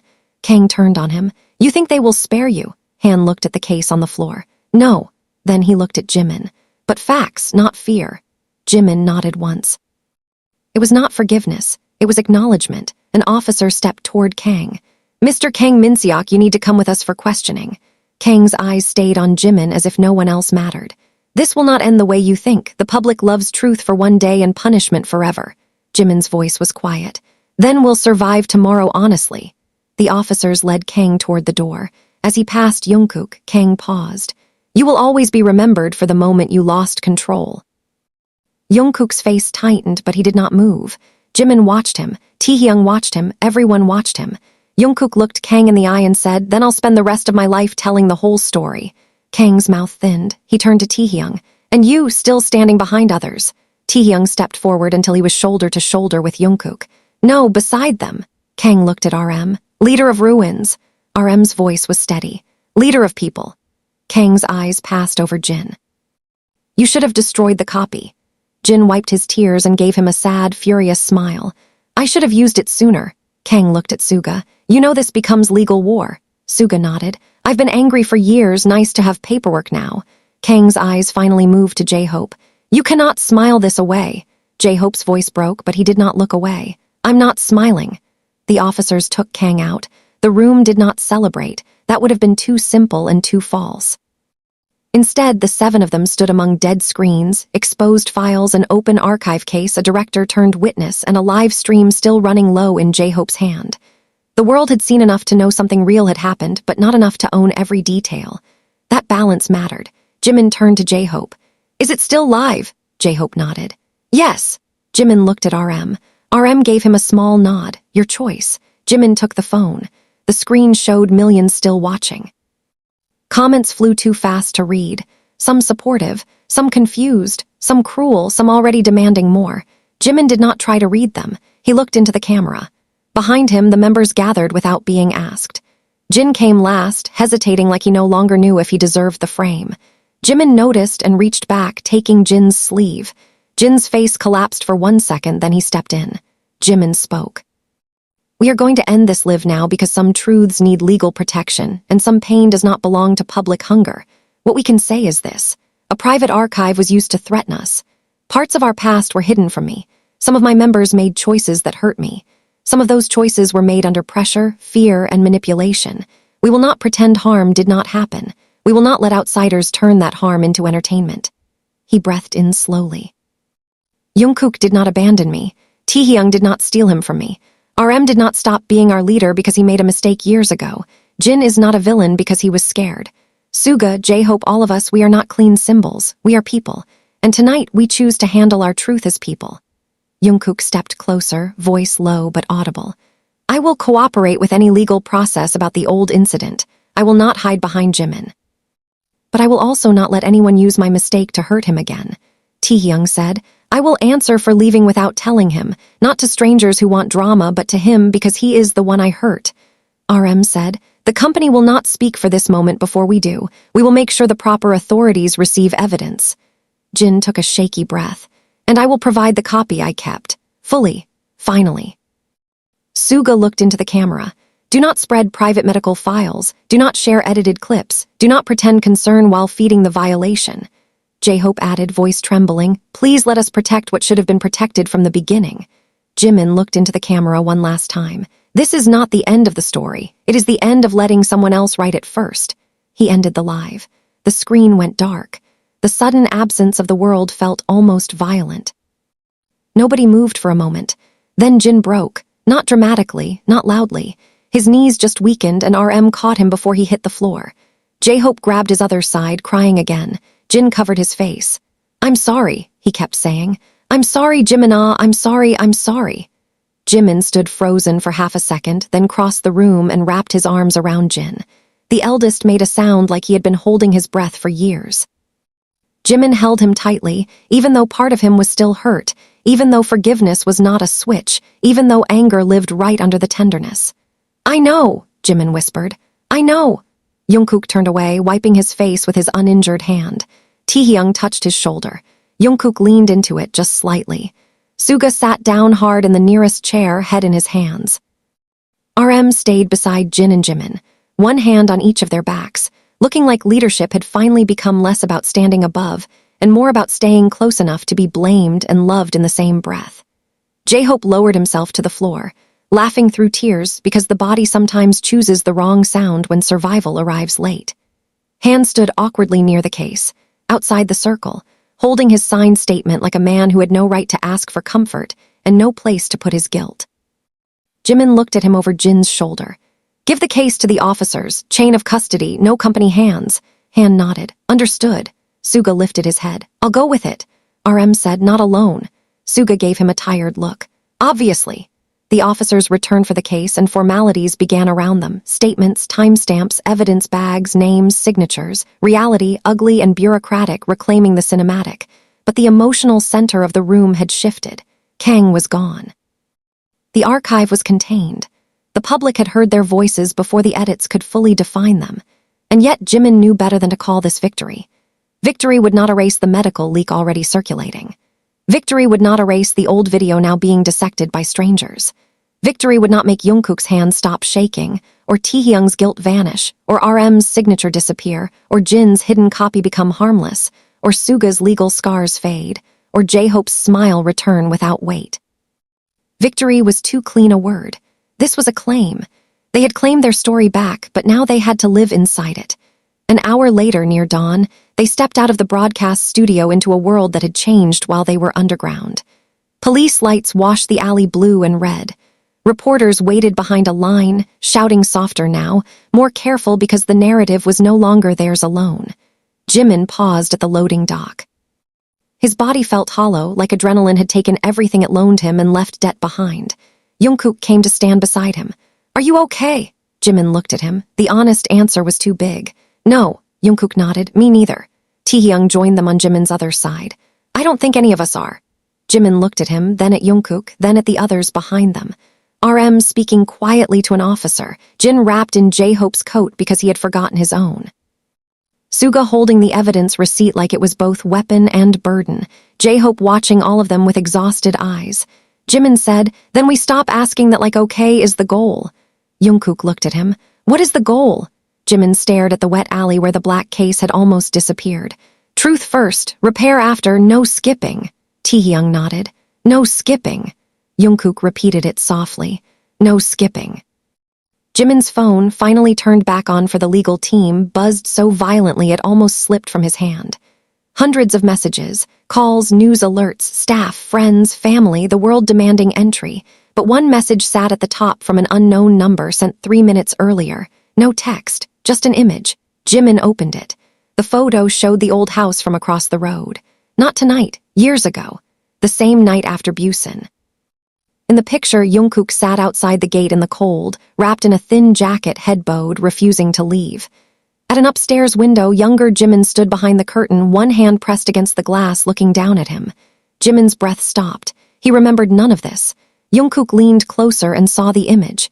His face went white. Taehyung whispered, "Who sent that?" Another message arrived. "Kang kept one archive, I kept another." The sender name appeared a second later, not unknown anymore. Mirage. Then one final message followed. "Ask Jimin what he did after they made him forget." Jimin stared at the screen as dawn broke over the alley, and somewhere deep beneath the shock, a memory moved. Not of being erased, not of begging, not of fear. A memory of himself awake in the old house, opening a window, calling JUNGKOOK's name into the cold, and making a promise nobody else had ever heard. Dawn did not make anything gentler. It only made the damage easier to see. The rain had stopped, but the alley behind the old broadcast studio still shone like it had been washed for a crime scene. Police cars idled near the loading dock. Reporters stood behind the line, quieter now but still hungry, their cameras lowered only when officers forced them back. Company lawyers had arrived in expensive coats and terrified expressions, speaking in urgent whispers to people who no longer looked at them as if they owned the room. The world had watched enough to know the official story was broken, and that meant every person who used to hide behind official stories was suddenly exposed. But Jimin barely heard any of it. He stood near the van with JUNGKOOK and Taehyung beside him, staring at Mirage's message until the phone screen dimmed. "Ask Jimin what he did after they made him forget." The words sat inside his chest like a key turning in a lock he did not know existed. Jungkook watched his face, fear returning in slow motion. "Taehyung?" Jimin did not answer. His mind had gone somewhere else, not fully a memory yet, more like a sound behind a wall, cold air, a window frame under his hands. His own voice, hoarse from crying, whispering Jungkook's name into the dark. He blinked, and the alley came back. Jungkook was right there, older now, bruised, bandaged, looking at him like he wanted to reach in and hold the memory still before it hurt him. Taehyung leaned closer, voice careful. "What does he mean?" Jimin looked at the photo again. Younger Jungkook outside the gate. Younger Jimin at the upstairs window. They had been looking at each other, not separated by memory, not erased yet. There had been a moment after Kang's manipulation, after the sedation, after the adults decided what truth should survive, when Jimin had still known enough to find Jungkook in the cold. "I saw you," Jimin said quietly. Jungkook's breath caught. "What?" Jimin turned the phone slightly so the photo faced him. "That night, at the old house, I saw you outside." Jungkook stared at the image like it might disappear if he breathed too hard. "You never said." "I don't remember saying anything." Jimin swallowed, pressing one hand to his chest because the memory was moving now, not politely, not gently. It came in fragments. The room upstairs. Jin asleep in a chair near the wall, finally exhausted after pretending he was. J-Hope curled outside the door. Distant voices downstairs. A window latch, freezing air slicing through the room. Jungkook by the gate, shivering but refusing to leave. Jimin's hand against the glass. Jungkook looking up. Their eyes meeting through the dark. Then Jimin's voice, not loud enough for anyone else, but loud enough for Jungkook. "Don't go." Jungkook's face changed before Jimin finished remembering. Not shock, recognition. He had never forgot. "You remember," Jungkook whispered. Jimin's eyes burned. "Not all, but I remember asking you not to go." Jungkook looked away, jaw trembling. "I didn't. I know. I stayed until morning." "I know." Jungkook laughed once, broken and disbelieving. "You knew." Jimin shook his head, tears finally gathering. "I think I knew before they made me not know." That sentence hit both of them so hard Taehyung lowered his head, giving them privacy without stepping away. Jungkook covered his mouth with his good hand, trying to control himself. But the sound that escaped him was too wounded to hide. Jimin stepped closer. "What did I promise?" Jungkook froze. Taehyung looked up. "What?" Jimin's eyes stayed on Jungkook. "Mirage said ask what I did after they made me forget. I remember the window. I remember calling your name, but there was more." Jungkook shook his head, almost panicked. "No, you don't need that tonight." Jimin's face tightened. "Jungkook, you were half awake, you were shaking, it might not mean anything. Don't do that." The words came sharper than Jimin meant, but Jungkook stopped instantly. Jimin took a breath, gentler now. "Don't decide which memory gets to matter because it might hurt." Jungkook closed his eyes. When he opened them, they were wet. "You said if they made you forget, I should remember for both of us." Jimin's whole body went still. Jungkook's voice broke but continued. "You said, if I look at you tomorrow like nothing happened, don't believe it, believe this, I choose you. I choose all of you." "I'm scared, but I choose you." Taehyung's face crumpled. Jimin stared at Jungkook and the missing years seemed to open beneath him. He had chosen them before the silence, before the cover-up hardened, before Kang turned memory into a file. Jimin had chosen them with full fear, full pain, full knowledge. The choice had been stolen, buried, and used against him, but it had existed. That mattered. It mattered more than revenge. It mattered more than public narrative. It mattered because the wound had made him feel passive for years, like everyone else had acted and he had only been protected, hidden, handled. But younger Jimin had acted too. He had opened a window. He had found Jungkook. He had named his choice before anyone could erase it. Jimin covered his face with both hands and the sob that came out of him was not quiet. Jungkook moved, stopped himself, then Jimin reached for him first. That was all it took. Jungkook pulled him in carefully with one arm, trembling as if touching Jimin might break both of them. Jimin held him back, not neatly, not dramatically, but like someone grabbing the edge of a life returned to him. Taehyung stood beside them, crying silently, until Jimin reached one hand toward him without looking. Taehyung froze for half a second, then stepped into the embrace. Jungkook's injured hand stayed, trapped awkwardly between them. Taehyung's forehead pressed against Jimin's shoulder, and none of it was perfect, but it was real. Behind them, RM had stopped mid-conversation with an officer. Jin stood near the evidence van, watching with his hand over his mouth. Suga looked down quickly, pretending to check his phone because grief in public still made him defensive. J-Hope cried openly, no longer trying to make tears beautiful or useful. Jimin pulled back first, wiping his face with the sleeve of his coat. His voice was rough. I need Mirage. RM approached slowly. Now, Jimin nodded. Now, Jin stepped closer, concerned. Jimin, you're exhausted. I know. Then let legal handle Mirage. No, Jimin looked at all of them. Kang built one archive. Mirage says he kept another. If that's true, he has parts of my life, parts of ours that even Kang may not have controlled. I don't want another stranger holding memory over us. Suga slipped his phone into his pocket. Then we don't meet him alone. Jimin gave him a look. Suga lifted both hands slightly. I know, rules, no one speaks for another. I'm saying I want to go. RM nodded. Me too. Jin wiped his face. All of us. Jimin almost refused out of habit. Then he saw JUNGKOOK watching him, waiting to see if he would apply his own rule. Jimin exhaled. All of us. Han approached carefully, carrying a signed evidence receipt. He looked wrecked, but something in him had shifted from defensive to resigned. The officers are securing the case. They will request formal statements from all of you later today. Suga looked at him. You're still coming with us to the station after this. Han nodded. I know. Jimin studied him for a moment. Director Han. Han looked up. Jimin's voice was quiet. You said facts, not opinions. Here's one more fact. You were part of what hurt us. Han's face tightened. Yes. Another fact. Tonight you helped stop worse damage. Too late. Still true. Han looked at him, almost unable to accept even that small distinction. Jimin did not offer comfort. He just gave the truth and moved on. That was enough. RM contacted Mirage from the burner. This time, Mirage answered on the first ring. His face appeared on video, pale and older than he had looked hours earlier. Behind him was not the Hanam office. It was a storage room lined with metal cabinets. You saw the photo, Mirage said. Jimin's voice was cold from exhaustion. Where are you? Mirage looked away.